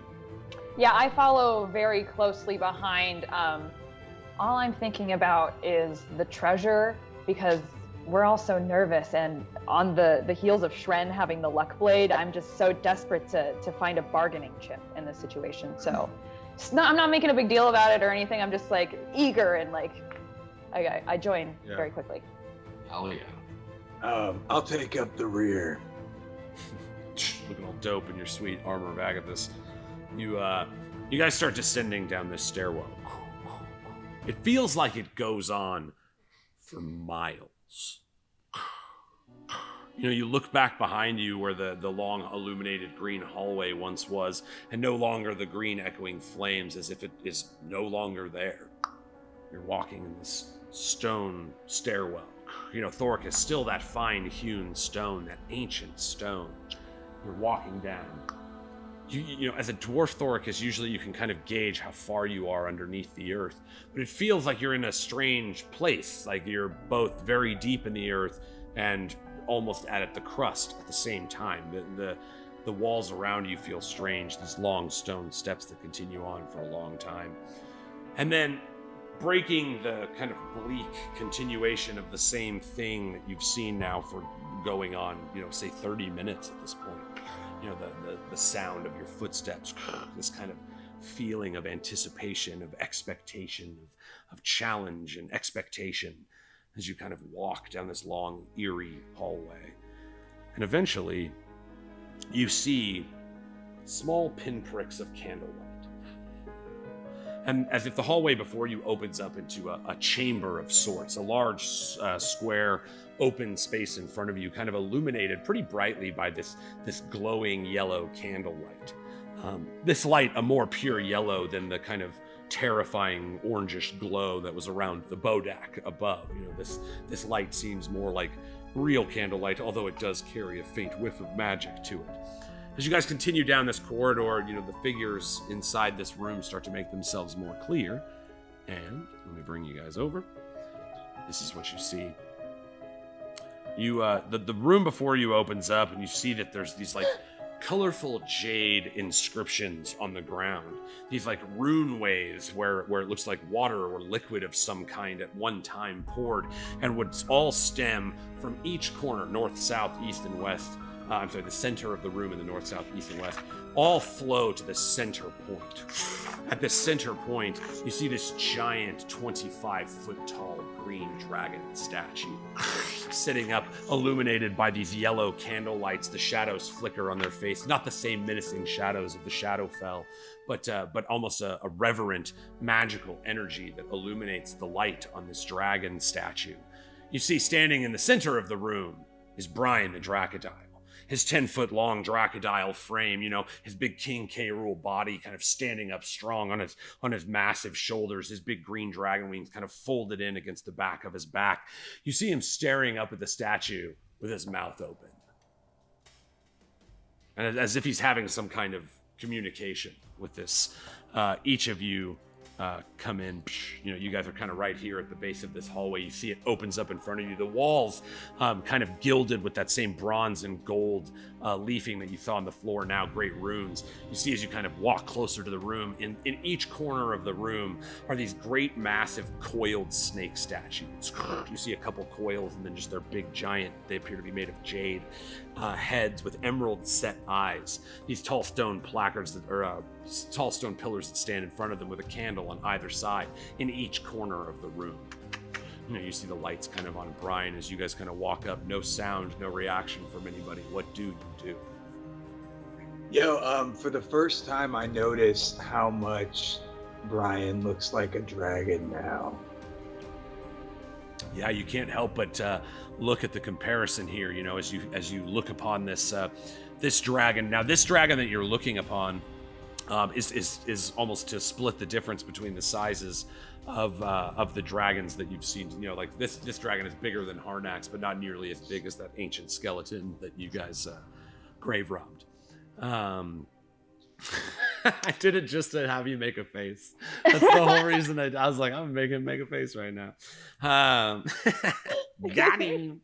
All right, so yes, this is what you see though. You see each room. There's a doorway in the center of each part of the room, to the west, to the east, and to the north. You're coming from the south side. Your door is open.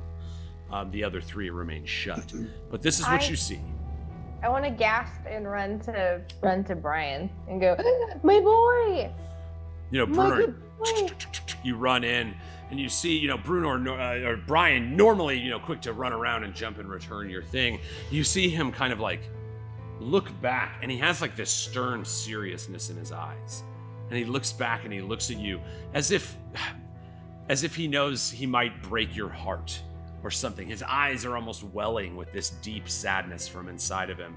And he looks up at you for a moment, and then he kind of turns and looks back at the statue again. You kind of standing there, you can feel the strange energy between the two of you. But yes, he looks up, and you can't help but admire, the strength of this creature that Brian now is, but, that innocence that once was somewhat lost in his transformation. But in this moment, you see the kind of flickering shadows as these magical candles kind of illuminate the room around you. You can't help but look around at these giant snake heads that kind of peer in at, about mid-level in the room at either side of you. There's a strange rejection of that concern that you had for him in this moment. Well, buddy, what's going on? And I'm like looking at the statue, trying to like put two and two together, like getting a closer look at the statue, and also trying to like receive from him like what's happening. You kind of, you start stepping forward, hesitant a little, you refrain. You don't want to like mess with his whatever's happening, but you do want to know more. And you kind of start moving forward, and you can't help but look up at the visage of this large dragon in front of you.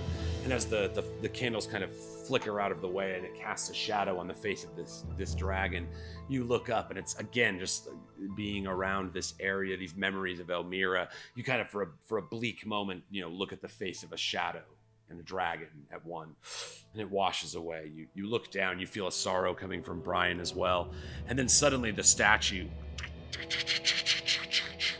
just turns its head and looks at you. Yes, you have completed your trial, Prince Bruenor. Just the neck and the head. You see the wings are still set on this large giant shard of jade. 5 candles illuminating the base, 5 on the other side as well, kind of sending this eerie magical light around. But yes, you see as the neck and head of the statue comes to life and looks at you. Completed the trials. Excellent. Who are you? I'm Weed&d, son of Zulithax. The trial you passed was my own. Pretty clever. Pretty fun. Yeah, balls, right? Yeah. But you seem to have figured it out, Prince Bruenor. See the head kind of Well, I couldn't have moves. done it alone. Yes, but also it was because of my team figuring it out and us doing it together. You see the head kind of lifts up, and the neck almost stretches, away from the jade statue a little bit. Yes, your allies. Come forward. Let me see you. I move forward, These would be nice. stand right along with Bruenor. Tynna, you step into the light, you too aware of these strange snake heads in the corners of each of the rooms. Again, though, Tynna, you connected to the reverence that there is a sanctimonious energy to this room. This is a place of ritual. And as the light kind of peers on your face, you see the dragon head of the statue of Weed&d kind of coils and looks at you as well. Ah, yes. Tynna, guardian of light. Impressive. You see he kind of peers beyond you as well, like, bring him out, bring him out. I turn back towards the rest of the group. Before going out, just because my best friend really just hopped in there and saved my ass, I just want to give him a high five, but at the same time, just give him that punch of his.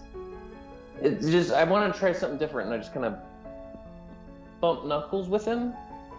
Is that a thing? Did we just do a thing? Wait, so you're attacking him No. with your fist?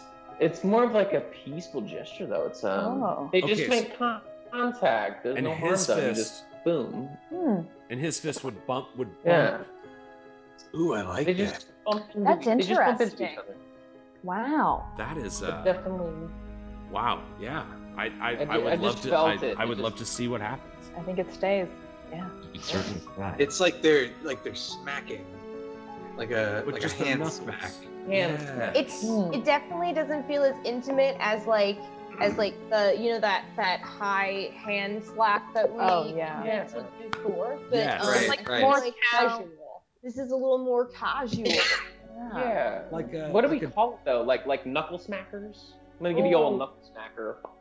It's I like couldn't think of a blouse. better word kiss. for it. Finger Fi- fist. fisting fellows. Ooh, that's good. That's good. Fellas. Yeah. We Yeah. fisted each other. All right. Nice. You guys give each other a good fisting. Nothing like fisting your friends. You know. But This yeah, is I'll a move dangerous forward. precedent, my friends. And just because he's Thoricus gives me that kind of bolstered. I do want to adjust my dragon scale armor just so the scales are showing a little bit before walking in to see the Haydenax. Haydenax. Haydenax. Haydenax. They love their. Hayden Penetier de Get out of my head. Yeah, you kind of cast your cloak back. You step to the left side. You two kind of step out of the shadows. Rial, you were almost hard to see at first because you're so adept at stealth. And you just kind of peel out of the shadows, looking over your shoulder again at these strange jade snake statues coiled in each corner of the room. You look around at these strange tracks, like I said, that follow down both the hallway that you came from and the other ones as well, that seem to meet in the center of this room where the statue sets. The giant head of the statue. Ah, and Synthesis. I didn't expect to see you here. Yeah, I'm gonna stop you right there. You're right, but you're not. Easy mistake to make, but no, got the wrong guy there. But you are Synthesis. Maybe I was. You see what a dragon's head looks like when confused. Ah, part of Synthesis then. Rial Othrevan's the name. Pleasure to meet your acquaintance. House Othrevan. Fitting. And what of you? You see, casts his gaze beyond the three heroes to the other two still in the hall.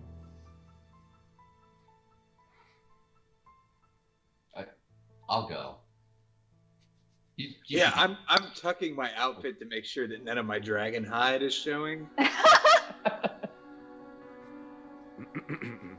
And Rial, yours is out, right? You did say you wanted it to be seen, not hidden, right? Oh yeah. Cool. Okay, so there's someone who's hiding it, and there's someone who's flaunting it. How like life. Okay. Well, I'll just go. I'll move up, and I'll be like, "Hi, I am the designer that helped murder your probably son, child of some sort, or descendant, and made clothes out of him. I mean, he was already dead, Oh, so I figured, like, we're just gonna tell. I mean, I don't want to lie. I was kind of hoping he didn't notice. He's not good at deception I'm checks. swear to Thank God. Is this going to be another lie on top of another lie? Bruenor completely forgot. Was like, It oh gets so shit, yeah, damn. He seems to just be a talking head. That's kind of on me, though. Like, I was the one that decided to turn him into clothes. That was my. That's But, honestly, take that that's one. kind of his thing, though. Like, that's kind of his thing, and You- he's getting really good. Like, Eldessa better look out. Am I right? Yeah. This whole conversation is happening like I in start the joshing. Yeah. Oh, Roll for joshing. Yeah. Oh. hit him with the J. I'm legit. Oh. All right. Like a dog at a funeral, Bruenor. You've got all the wrong energy in the moment. Look, like a dog at a funeral. If I had a nickel. I'm just smoking because it makes me feel better. Hey, man. Solidarity. Smoking at me. But you're like trying to get everybody, to shake off this solemn kind of moment. But it's tough. It's tough. The room's tough. It's a hard one. All right. Yeah. I learned. I shut up. You're like, oh, sorry. So yeah, you see Haydenax, the head of Haydenax from the statue coils forward, as Thoricus steps up. And he's like, ah, yes, the blacksmith. Onyxheart, blacksmith, blight bringer, black.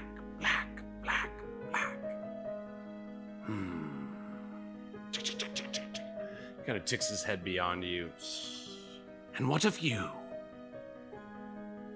Divot, you see, kind of peeks his head over at you, past the shoulders of your allies. So I say, what of me indeed, as I slowly cross left towards the runes, so I can kind of like be looking at them while we're talking. Mm-hmm. Yeah, give me an Arcana check. Because I did just figure out the other. Yeah, exactly. You still kind of have those like little small shapes in your eyes for anybody that is looking. This strange rune mancy is just kind of like in you right now. You've kind of picked up on a little of the ancient magic that helped construct this magical place. Yeah, hit him with that Text Arcana check.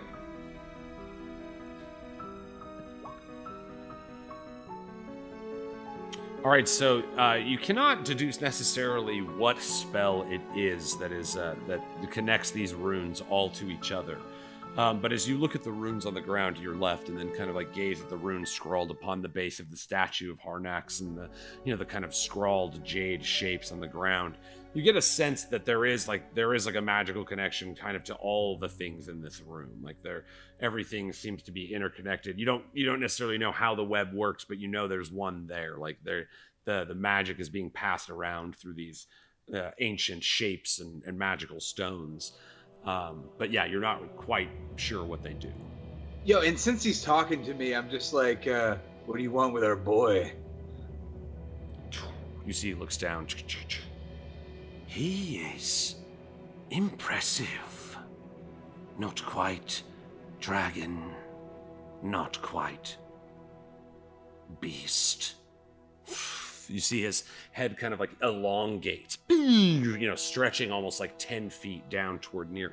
You kind of like a snake coils and he gets close to Brian. You see Brian just stands there, staring him in the eyes.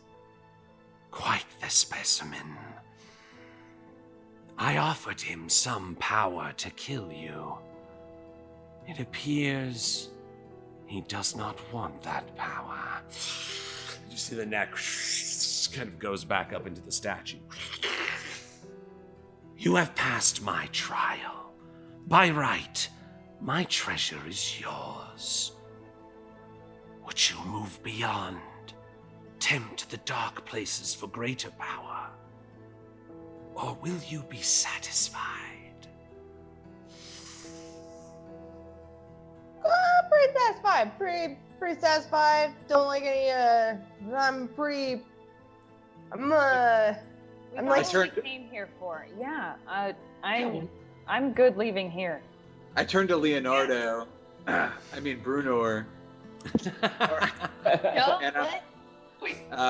And I'm like, I must confess, I am curious to speak with the Lich, though I know it is probably not a good idea. All right, Thoricus, what say you? I see you. What did we even get?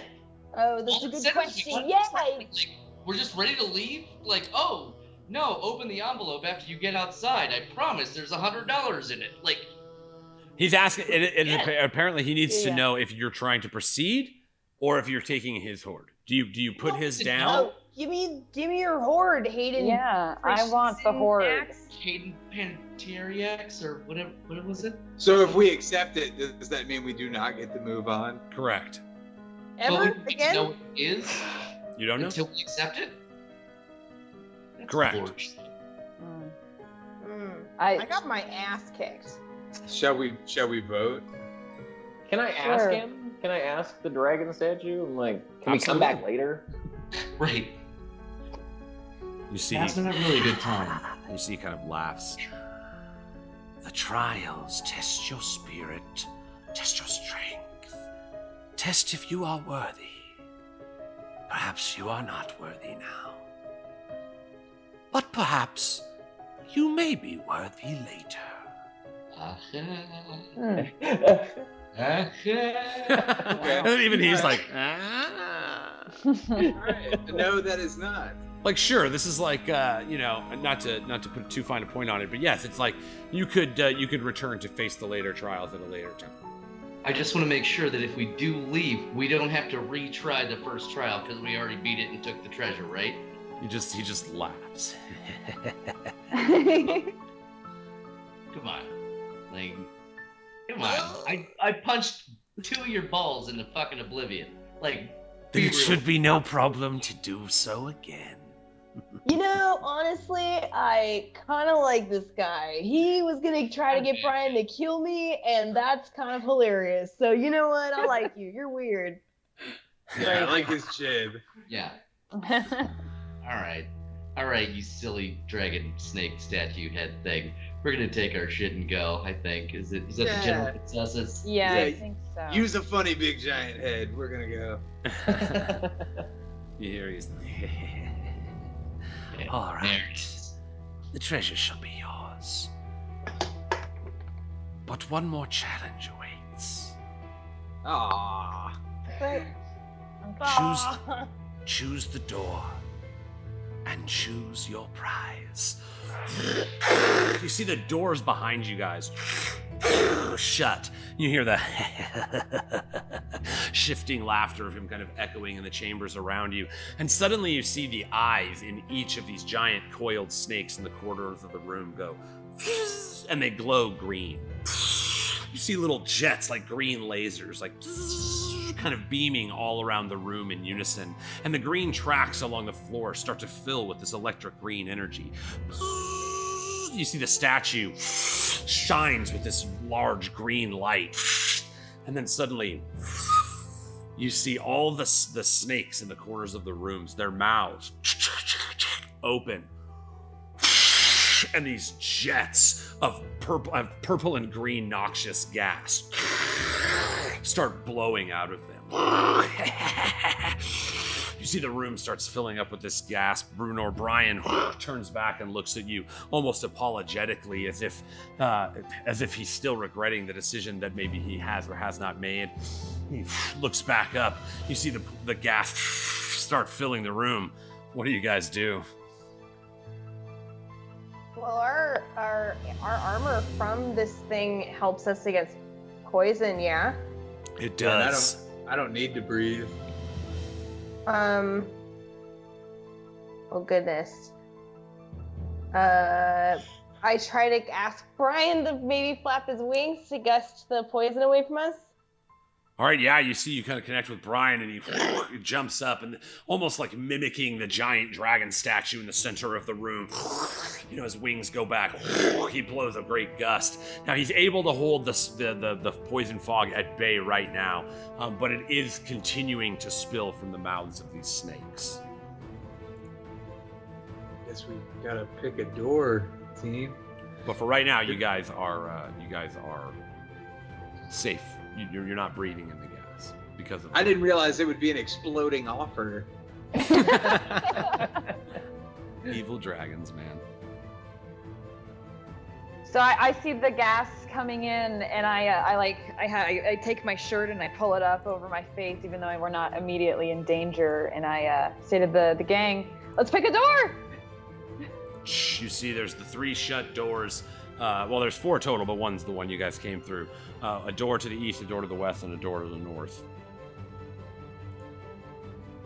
Anyone got any strong, lucky feelings or remember anything from our journeys that would give us any kind of insight on the, if you come to the fork in the road, take the left, you know what I'm saying? Like something like We have to ask the boy, and I want to give him guidance. Who are you giving guidance to? To Brian, who I want to tell us which way he thinks we should go. Okay. Nice. All right.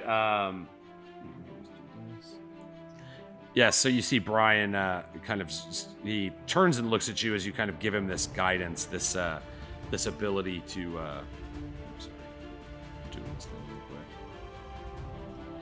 It's the room filling with the gas. You see Yeah, I just Brian, like he looks whisper at to you. him like, Shelby, you're still with us, you know, but not like in a threatening way, like in a like hopeful way. You see he looks at you in the eyes, and you too, Divot, can sense this kind of deep well of sorrow within him. But it flavors a little differently to you. You can sense that he indeed has turned down a great amount of power. You can feel that it's like that thing that you have, where you have this like pit in you, where you just want to be stronger and stronger, and like it's this void. You feel like you can see it in his eyes, like he had to turn down something very strong. You're a to better stand. man than I, Brian. And so you kind of turn, and you see he turns his head, and he starts looking. He is not directly sure. I don't want to give you a false impression. However, he does turn his head directly away from the door to the west. Tynna, if you wanted to do like a history check, like I said, you've been kind of tuning into some of the energies of this place. A good enough, not history, religion check. Not history, dear God. Yeah, no, religion- not a history check, please. Dear heaven, no. I go let Winter out of my rooms because she was barking, and I come back and there's a history check going on. Oh my God, no. Religion.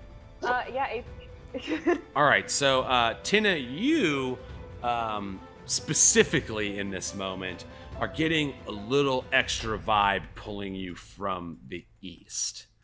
And so it's, you're kind of standing there. You see Brian looking back and forth, Divot's guidance kind of bestowed upon you two in this moment. You're looking, you're like, which path would be the best? And it doesn't look like you can go to all three, and so. Right, yeah, so I'm frantic, and I'm looking for any sort of guidance from Shantia, from something, and I feel that pull, and I'm already kind of like covering up and running, so I just head in that direction, and I'm like, follow it, come on, let's go, to the rest of the group. Nice, you guys kind of start being feet. You see the head of the statue just kind of like sets back into its normal place and kind of looks at you for a moment. You hear the laughter stop as the kind of noxious clouds fill the room around you. You guys go to the east, yeah? Yeah. All right, so you run up to the doors. Thoricus, you're just like, you see these stone doors in front of you, and you're not about to like let your loved ones die in this gas. Your big, strong dwarven fingers separate the stones, and you pull it across. You see almost a replicant hallway that just continues to go on for a while to your east, but you feel kind of an energy drawing even you kind of within and down this hallway. There's something calling kind of to the depths of you within this hallway, and as each of you kind of start moving closer to it, you start feeling the same way. There is something connected to the core of you guys kind of calling to that essence of you from within this hallway. The door opens, you see the snakes all at once. The gas stops. The noxious fumes still hang in there. You see it kind of starts eating away at some of the edges of the stone. Still a something that can kill you. But it's not going to like chase you down the hallway or anything. It seems content to let you have your answer. And so the rest of the group, you're all able to I'm sorry, I just set that on top of you. You're all able to move over to the east. As you kind of look behind you, see again the statue kind of resets to its normal shape. The laughter now gone. You hear just kind of that ancient quiet of almost Rial. It reminds you almost of a library. There's a history, a knowledge to this place. As you step into it, it feels like walking through the libraries of the cloisters of trees and being so close to generations of knowledge passed down through written word. And there's just this history, and I know you guys hate history, but there's this history to this place. And a strange bit of magic that has that hint of nostalgia as you guys kind of move down the hallway. You walk for some time, and suddenly the jade inscriptions upon the floor end, and you're walking along the same kind of brown, or it's gray hewn stone floors that you walked upon in the stairwell to get down here. And then suddenly the air around you starts to get very humid. as if there's a great bit of water nearby. And as you walk, it's kind of like when you're in line at Disneyland and like you can start just smelling the water in the air around you. Bruenor, that sweet kiss of some humidity in the air, the wetness of water, again, you being an aquatic creature. You guys start walking and suddenly you kind of hear these like echoey drips of water. And you hear this soft, gentle humming whirl of a magic portal sound. And as you guys walk forward, this is what you see. You see suddenly the stone walkway breaks into stone steps that begin to separate from each other. There's several, of these walkway paths with these strange wooden handrails to the side. You see the end of the cave at long last, continuing on no further. But you see this large hexagonal shape of like pink and red rippling magic with this purple core of energy at its core. Etched along the black stone behind it in this kind of like phosphorescent electric blue color are these strange runes and shapes. Anybody wants to give me an Arcana check or a religion check in this case can. Yeah, I'm gonna do a religion check. I'm still feeling so almost like eked out that this has drawn us to this way, and it feels like such the right move. So I'm gonna see if I can't tap into Shantia's energy to guide me once more. Nice. You kind of start stepping forward, and you're like looking along the runes of this energy. Tynna, again with the 13, you're not necessarily, you can't pinpoint what magic is here, but you're kind of trying to identify the function of this ritual space. Ooh. And then Rial with the shit. Whoa, shit.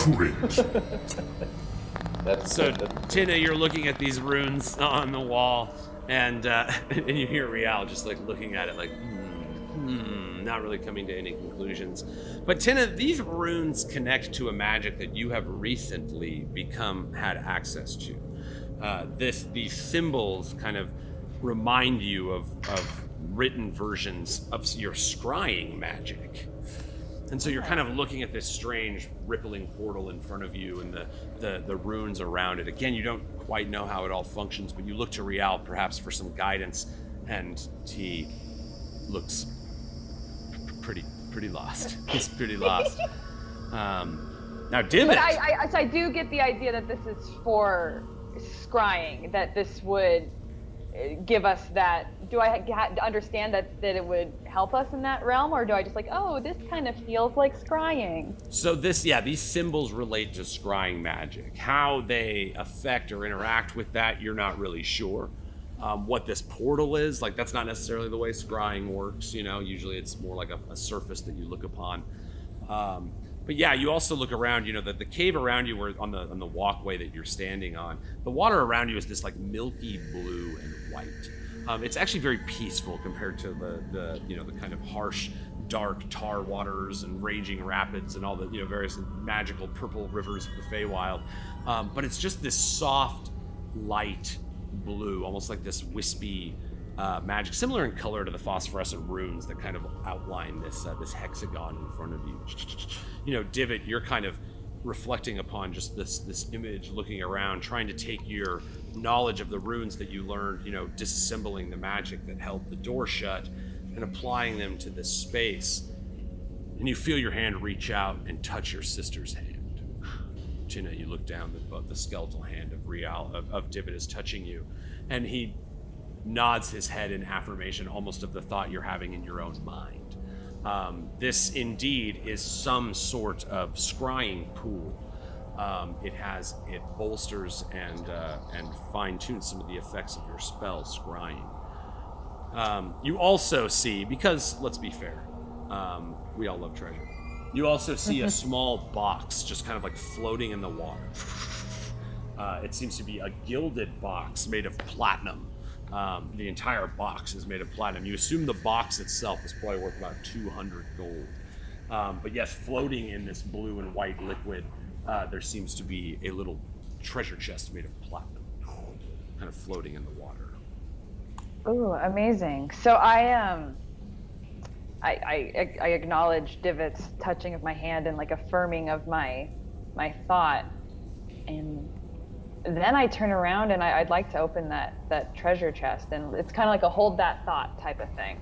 Hit me with a 1d100. Oh. Oh Yeah. God. Can I drop a bardic inspiration on you as well before you do so? No, not for treasure Right. checks. That's the treasure Right, chest yeah. exists outside that realm. Sorry. It's I love it. Like I love where your head is. I love that. 18. Let's get 105. Oh. All right. 18. Yeah. All right, Tynna. You roll. Whoever wants to roll 3d6. Don't do it. I could do it. I could do it. Didn't they just touch hands and wouldn't that make sense? Like to balance energy, maybe? I don't know. Yeah. Yeah. I like it. Yeah. Oh yeah. I'm like, yeah. What, 3d6? Yeah. I'm like, don't tell me what to do. And then I do it. Ooh, nice. All right. You find Tynna. You open the box, and you're kind of like you see this like gilded, shining light. Apparently, Haydenax was keen on like beautiful gemstones. You see almost a rainbow of colored gemstones. You see 1,500 gold. They're worth, just kind of write it down. They're worth 100 gold pieces a piece. But they are, you see a pearl, you see a sapphire, you see a ruby, you see, it's like they're all kind of laid out in this kind of beautiful rainbow pattern in front of you. Again, the box itself, worth about, probably broken down, about 500 gold and platinum just in the chest that it sits in. So that's your material wealth that you obtain. But you also have access to this powerful magical tool, the scrying pools of Haydenax. Yeah, I'm immediately thrilled at it's just like the material goods right there, because I know that those will help us. But I'm more so titillated by this place, this magical place that we've found ourselves in. So I turn to the rest of the group and I'm like, we have here a chance to take a peek at somebody that we might like to get an advantage on. And I'd like to suggest we see what Shren is up to. Does anybody have any other ideas? I'm already feeling that, and I'm slowly dipping myself into this hot tub. Nice. Divot, as you actually settle into the waters and you hear the word Shren mentioned from the mouth of Tynna Smoothhands, your half-sister, suddenly just a quick memory of Shren in your own mind. You feel kind of like imbue Tynna with a little bit of strength toward her scrying of this. So it appears by these pools, typically Tynna, it has to be your own memories, your own connections to the thing you're scrying on. It appears these pools, by dipping into them, you're allowed to use the memories and thoughts of anybody this water touches. So if you guys were all to stand in the water, each of you would have, it's like you would have that ability to scry on whichever target you so choose. Yeah, and then as Divot sinks into the water, I join him, and I try to think about Shren as much as I can. Try to think about his disgusting tobacco breath. To try to conjure up as many memories and feelings about him as I can in order to try to get close to his form. The old culture. I Yeah, Tynna. never pass up an opportunity to get in the water, and I assume the rest of us kind of follow suit too, right? Right. Yes, awesome. You all kind of have the same experience. Like each of you actually has some memories of Shren. Yeah, and so I wanna help. even just that encounter. Bruenor though, dude, this water. What? It's like silk bed sheets when the AC was just right, and it's a little cool to the touch, but it's just you just slide into it like a marshmallow puff. It's just as an aquatic creature, this is like the Fiji water of water. You feel as some of the dried skin that you have, in your elbows and stuff from spending so much time on dry land, just I want to make sure Brian comes in too. Yeah, I know he was feeling it. He's got some feelings inside. We'll talk about it later, but let's just relax in this cool Evian-ass water. Yeah, hop up on this Jennifer Aniston smart water, Brian. Yeah, Brian! Yeah, you see there's a wariness to your shoulders in these moments, literally being crushed by magical boulders, the tests of fighting your own shadows, withering through both the material plane, the mountains, Melora the mountain, fighting creatures of the Feywild, the Shadowfell. You guys are all a little sore. Like you're not sleeping in inns, you're sleeping on rocks, and so there is just like a therapy to this water. There's like a magical wholeness that kind of helps you just relax, and you feel kind of like the calm wash over you as kind of this magic. Your memories kind of wisp into steam a little bit, and Tynna's kind of breathing those memories in, and you watch as kind of the wispy steam starts to, Tynna, for you start feeling that tickle in your nose, and it's that damn pipe. Yes, I did. You smell that goddamn, the smell of it, that he's always smoking, it would waft down the hallways. I take a huge breath, and it's almost like it fills my lungs, and I'm choking on the smoke. It's actually tangibly, physically in my lungs. And I connect to it even more. And you blow out, and no longer the white wispy steam of your allies, but the thick yellow tobacco smoke of your father. You see the yellow smoke as it kind of washes into that red and pink wispy portal, the little jets of purple magic, seemingly as the smoke kind of entwines with the magic in between it. You watch as like a wave of water. Suddenly, the picture comes into focus. The first thing you see, hunched over a table, pounding his fist on, angry as hell, Shren, pipe still hanging out of his mouth, his thick, leather outfit, the blue runes of magic, that you saw him access, that strange Argovian battle mage magic that he has access to. He's kind of like brimming with angry energy. As you see him like picking up different tomes and books, he appears to be in his study. Tynna, for a moment, you're kind of like the last time you were in that study, there were some very heavy emotions, and it's strange looking into this pool. You feel like you're there. You smell the wax bindings of the books as he tosses them. You smell the thick cloud of tobacco smoke as he paces back and forth.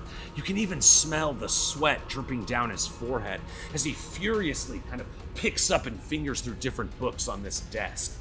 He's looking down on the luck blade. You see it laid out on the table, these wispy, strange tendrils of this like pink and black energy just kind of like wisping off of it. You see him like grab a book, he reads something, looks at it, throws the book to the side. It seems he's having some trouble cracking whatever curse is afflicting this sword. But Tynna, you kind of feel like you're standing in the room. You see him, to that shoulder, the ankle length black jacket that he wears, very fit, the kind of burnt orange beard that he has, his one eye that's been gouged out and now just a platinum snake serpent eye now gleams in the spot. He's kind of pacing around in the study. And then you see him and he starts looking around the room. And it instantly, my spine is electrified because I felt like a peeping Tom, like I felt safe here. I instinctively, like I would do when he was on a drunken rampage when I was a child, and I was eavesdropping, I put my hand over my mouth to cover any sound or any breath coming out and wait to see what he does. Tynna, you stand there, hand over your mouth. You see him, he takes the pipe out of his mouth. You hear the heavy leather step of his boots echo in the study, a sound you've heard 1,000 times before. Suddenly it's like he's standing up, right against the screen of the TV that you're watching him in. You know, you're afraid to move. And you see he's like, nah. And he just kind of turns back around and goes to the table and he starts fingering through some other books. I instantly, I like relax, I pop like a balloon, and then I jump out of the pool. Tynna, you see the screen kind of waves back. The red and pink mist is back. You hear the stripping of the water off of you as you know, like climbing out of a hot tub. There's kind of like that adjustment to the air of the cave around you. You get out. You know, that was the closest to your face that Shren Oldbuck has been in a long time. And this scrying pool is very powerful. You know, you really felt like he maybe caught a little taste of you in the room with him. But then he was like, nah, and then went back to work, and apparently is trying to find the right answer to his puzzle as he works away in his study in Westbrook. Or Ashbury. And I'm adjusting to the temperature of the room and everything, and I have goosebumps on my skin, and I'm almost flustered and discombobulated at what I saw, but I to the rest of the group, he hasn't figured it out yet. Ja. We still have time. Probably a refreshing notion, yes. It appears that whatever magic, you know, afflicted this blade is stopping. Even one of the world's, you know, most notorious, if there's a curse to be broke, he's the guy people go to. But even he seems to be having some issues breaking into the magics of this blade. Right, and to think that's who we were gonna ask for help. Right? That guy doesn't even have any friends. He does have a sick duster. He really does, Yeah, though. he's a really good dresser. I appreciate his outfits. Very Guys, where fashionable, I you must admit. both get it from. You know, Yeah. I mean, I could see it. Does this thing only do like Tynna thoughts, or like because she does scrying, or is this something? So Tynna, you think you would have to be the one to open the portal, but you can draw, like I said, it's kind of through this magic of this scrying pool. You can kind of cast it as an aspect through someone else. So yes, if there's other scries that you guys would like to attempt. I can see everybody kind of like eyeing the scrying pool a little bit, and I'm like, oh, well, I'm being selfish. Sorry. No, like, but first, I mean, it must have been really, it was crazy seeing him that close, right? Like, It was insane. Oh my goodness. And where but no, who do you guys want to see? I just want to see a place.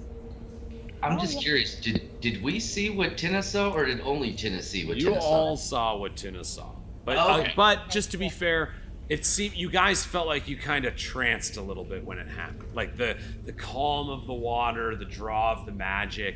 You know, it was just you just kind of like zoned out and watched it. You know. But so yes, the scrying experience does seem to be singular. But you saw it. Still see. Yes. Father. Yeah, no, let's, before anything else, like, that was crazy. Yeah, that was insane. We have time now. We can move on. But do you have any physical notions from your place, Bruenor? And I look down at Brian, because he's the only person that has also been to Elmira. So I'm wondering who I can gather memories of that would tie it to the place, or if I can just do the place, or if it has to be a person. No, yeah, you could do a place as well. Yeah. To aid you in this, because yes, it is you and Brian, but you also, you know, you have a relic, you have an artifact of Elmiran history in the Maiden's Port. The and you know how Maiden's she Port. likes to drink that good water. So I would say yes, between the aspects of them, Putting her in the you water. would be able. Yeah, is that so? Do you want to tell me what is the thought that you have that you give this scroll? It might alter. So, okay, so one of the things, so the first thought that comes to mind when I'm trying to bring back Elmira is like the ones that are deep in my subconscious. So I was kind of a partier, you know. I would just do whatever I wanted, and so my biggest memories are like seeing, you know, the coming out of somebody's like nightclub or something, and you know, or like the bar that they have out there, and being just surrounded by people and voices and friends, and then just like the neon lights from underground, from like just reflecting up the water, but then also being able to always, no matter where you are, like look up to see it's not stars, like you guys have stars up here, which is pretty gnarly, but like we have like the surface, and it just reflects, and it's so beautiful off of like the city. And so I think of those memories first before I even get to like my parents' house and like the castle and shit, you know. Yeah, so you're almost like walking through your own memory of it.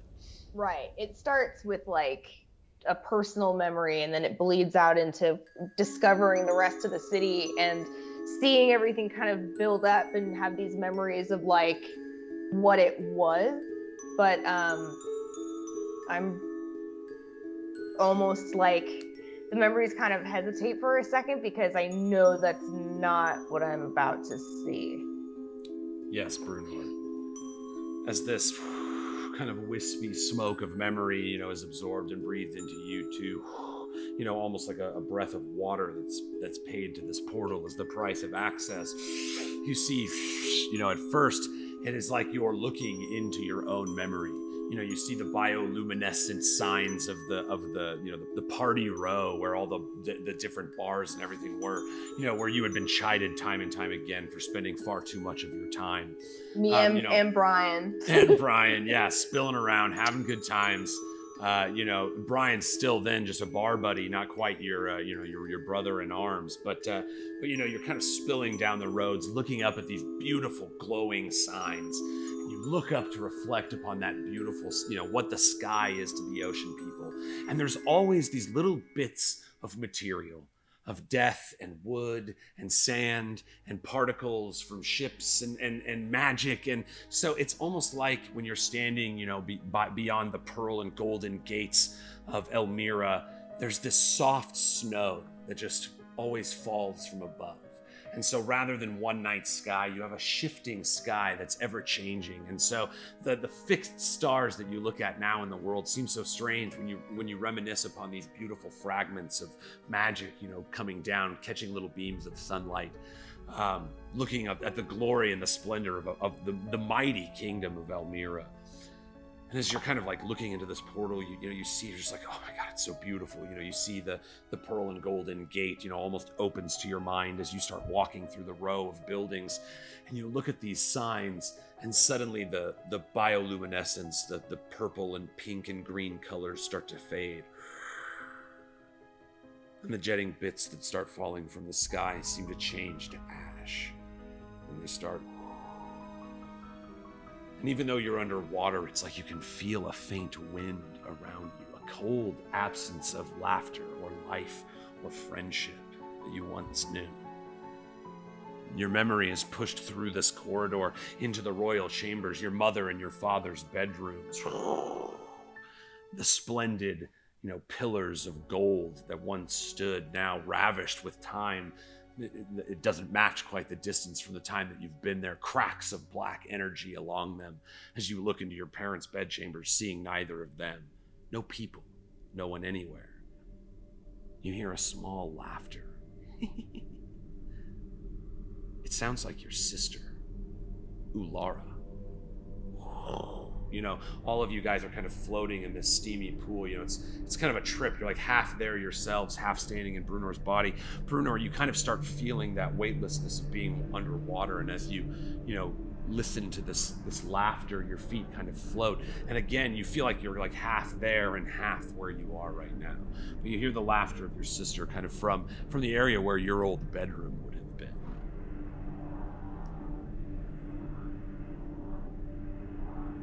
The laughter repeats. You draw forward, finally, you see like it's like in a dream where like the parts that you don't remember because of maybe too much partying or just not paying attention are kind of grayed out, but the details that you do remember are perfectly in place. The banister that you bumped your elbow when you were a child and you just hated it because it had given you pain sometime. Like little details are perfectly detailed as you go through, and suddenly it's like the door to your own bedroom opens and you see the child version of your sister, Laura. Her streaking, long, vibrant red hair as she just kind of sits there. You would guess she's around the age of 7. She's sitting on the edge of your bed as she so often did, and her feet are just kind of flicking, as if underwater, just kind of.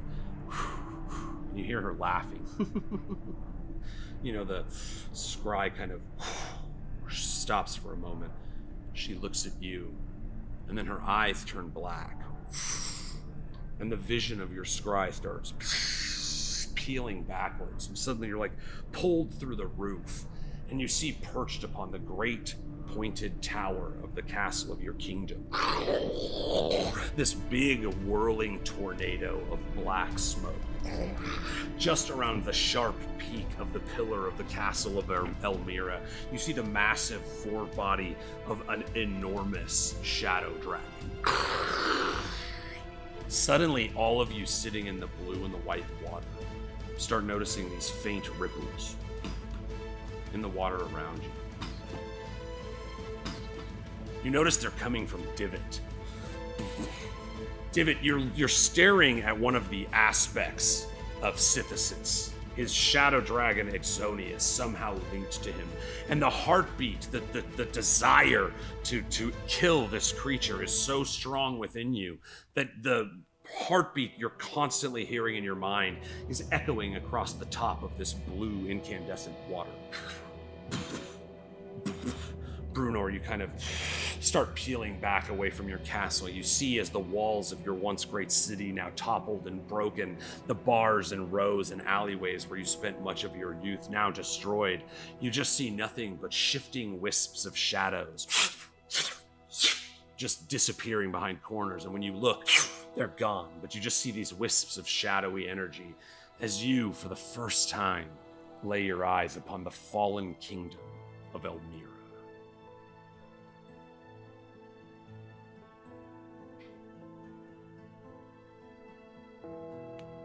I step out of the water. The portal returns.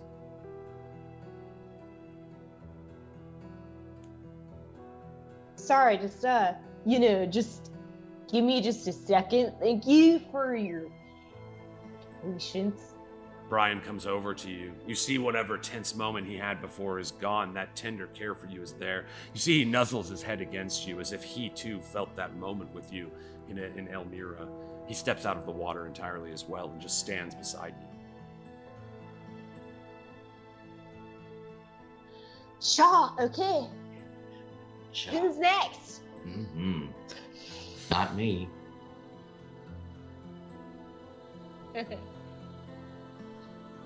All right, I'll go. I hop back into the Unless someone water. else said they were gonna go and we're muted. I don't know. No. I didn't want to go next, but I will. It's fine, guys. It's gonna be fine. So, yeah. Cha. Rest. Yeah. All right. It's good. We got it. We got it. We got it. Oh yeah. Okay. So, I don't want to really think about anything for me. That whole experience with the Kurtlemock statue stealing fucking memories for secrets, that bothers me. I think those things are really important. Is there any kind of way that, because we're so connected to these memories and these shared feelings and the trials that we've overcome and how far we've just traveled throughout and together and built this strength, is there any kind of thing? I have no inspiration points, mind you, but I just feel like maybe there's some way we can get the memories back to Rial and to Divot about Martha and at least the mother side of Rial's thing. All right. I would say. Just give me a sec. I'm trying to finagle something. He's like, I'm It's trying gonna work not out. to think about Shellfist. Hold on. Yeah. I Think would about say. anything else. Right? So, Why did you come? So that deal that was made between Kurtellock and Rial and Divot, costing a memory and then having an additional cost of stealing, in Divot's case, the entire memory of Martha Goutshire, a friend of the Five who fell at the hands of Ergon. And in Rial's case, the painful memory of his father giving him up to settle his gambling debts. And, but with it, any memory of his mother at all. So that deal, Thoricus, was made with Kurtellock, who's a deity of his own right. This particular scrying pool is more related to the magics of these dragons. And so I honestly, I would say that you would have to take that up with Kurtellock, which you absolutely have every right to. If we had talked a little bit about potentially the return of those memories. The statue is still up there, and I would say that would be the place to do that. If you wanted to try to get those memories back, Kurtellock, he is a trickster god, so there's never, you probably never anything for free. But that potential does exist, but maybe not in this exact circumstance. Yeah, thank you. That's awesome. I will put that in the back of my mind, and we'll revisit that potentially. Don't say it as much. So for now, yeah. What's that old scallywag up to? That old piece of dwarven shit. Not that I care. I just I mean, you guys all want to know about him, and You're right. I am know curious about as that well. guy. I just want to know if he's hot. That's all I want to know. I just want to know if he's hot. I'm Consider sorry. that a possibility. If you can write it, you will. So Yeah, if I can ride it. does it even matter if he's hot? Like, he's not. I don't think. I guess we'll find out. I mean, he's Better find out. not like. All right, Thoricus, you kind of step up. You see Tynna kind of lend you this powerful scry. You see the kind of runes glow at different areas and kind of connect with her as she kind of runs this magical current through you and into this other portal of magic. It's quite a sight. You see your friends all kind of comfortably floating in this strange water. Still, the beat of the heart kind of ripples the water. The ripples continue on. But you step forward and you start putting your thoughts to Vegeta Shalefist, your adversary from your youth.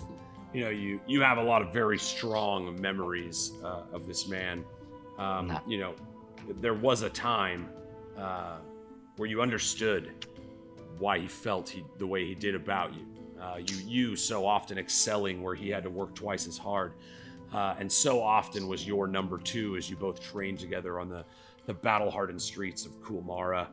You gaining the eye of your general Becketh Grumblehelm, and becoming almost his right-hand man as again he stepped into the number two role. And then when Sithis was felled, and he was the first to point the finger of accusation at you, as you stood next to the body of the fallen Becketh Grumblehelm, he led the way in getting you thrown out of the kingdom of Kulmara, and made sure that you knew before you left that your beloved Lucille and he had been arranged to be married, that he had worked out a deal with their father, and that despite whatever feelings you had for each other, the law would be on his side, and he won. He would be the general of the Stone Reavers. He would be the ascent to Beckus Grumblehelm, and he would be the man who holds Lucille's hand moving forward in the world. And so as the rage of emotions kind of pump through you, you see that perfect image of him. And he is a striking in appearance because he is also ridiculously swole.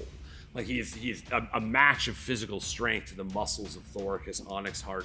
But you see his features a little sharper, as if he pays a little more attention to trying to be charismatic. His beard is twisted in lavish braids and has like golden ties on the end of it. You see his armor not necessarily suited for battle the way the Thoricus's is. His is almost show armor with extra pallets that Thoricus, would slow his movement down. It's like he's so braggadocious with his appearance that it's as if he's compensating for something. This rival that was robbed him when you were banished from Kulmara. And that's the first picture that you kind of see as the portal starts to focus in on his image. His gilded, very pretty armor, never missing an opportunity to have the symbols of the Stone Reavers emblazoned on every pauldron, every chest plate, every, hanging piece from his waist, and the status of general, the 5 stars emblazoned along with that image. He wants everybody to know. And you see as the room around him starts to materialize as he's sitting at this inn. Just the picture of the bar itself and the chair that he's sitting in, and his body himself is painted in. The rest is that weird portal of magic. And for a moment, Bruenor, you're like sitting in the water looking at this visage, and suddenly that image of your child's sister sitting on the edge of the bed appears right next to the Shalefist drinking at this bar. And so you see the bar and the Shalefist, and then this bed end, and your little sister, young in age, as her feet kick forward and back, as these two memories kind of like start to fuse into one strangely. And then Thoricus, as the magic of your scry starts to fill out the rest of the room, you see the bartender forever cleaning a glass. But he's standing inside a pretty standard dwarven in design bar. It's shorter than most bars would be, more accommodating to dwarven patronage than that of the taller races. Big giant tapped kegs sit all around. And you see the entire room is painted in around you. The bar stools, the seats, the tables, the candles, the bard in the corner plucking away at some siddly loot. But Bruenor and everyone else, this strange mar is floating right next to Shalefist as this Bruenor's sister, Ulara, continues to kick her legs. And then finally you watch as the magic finishes painting in the picture. And Bruenor, you watch as your sister is aged, sitting there. And you see her picking her teeth, her delicate fingers, the long regal robes of the city of Elmira. She seems to be in extravagant condition, standing next to this gilded dwarven battle master that stands at her side. You see she's picking her teeth as she sets her goblet of wine down on the table. You see she's looking down at this piece of paper, and all 5 of you at once are like pulled into the magic of this scry. And you see a wanted poster, wanted scried across the top. And then the picture that Ulara is holding is a picture of you, Bruenor, for treason against the kingdom of Elmira. And that's where we're going to pick it up next time, guys. What? Come on. That's crazy. Wow. Yeah.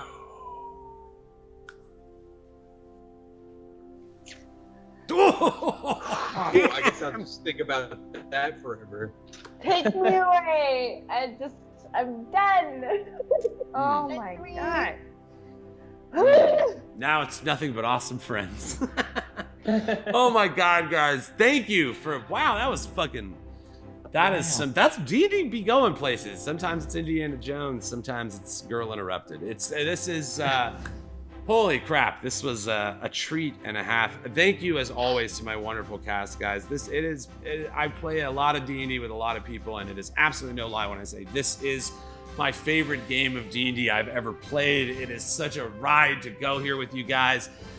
I love this story we're telling, and I just can't wait to see how we tie a lot of these ends together as we move forward. So thank you guys so much as players. It is such a gift for a DM to just have people that go there, and you guys always go there. So thanks to my cast for going there. Thanks to the buds for being here while they go there.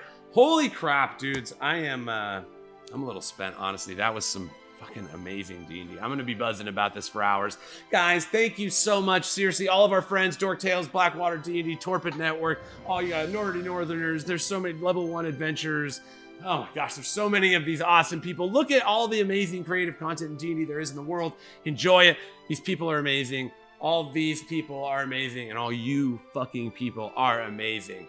We have a little ritual we like to do around here, guys. Maybe you heard about it, maybe you haven't, but we like to take a lighter, like this one right here. Make sure we're not gonna light any of our friends, family, or household pets on fire, and go lighters up. Thank you for playing D&D with us, guys. We fucking love you. More like wanted for cheesin'. Oh! Got it. You Just know. had that. Got it.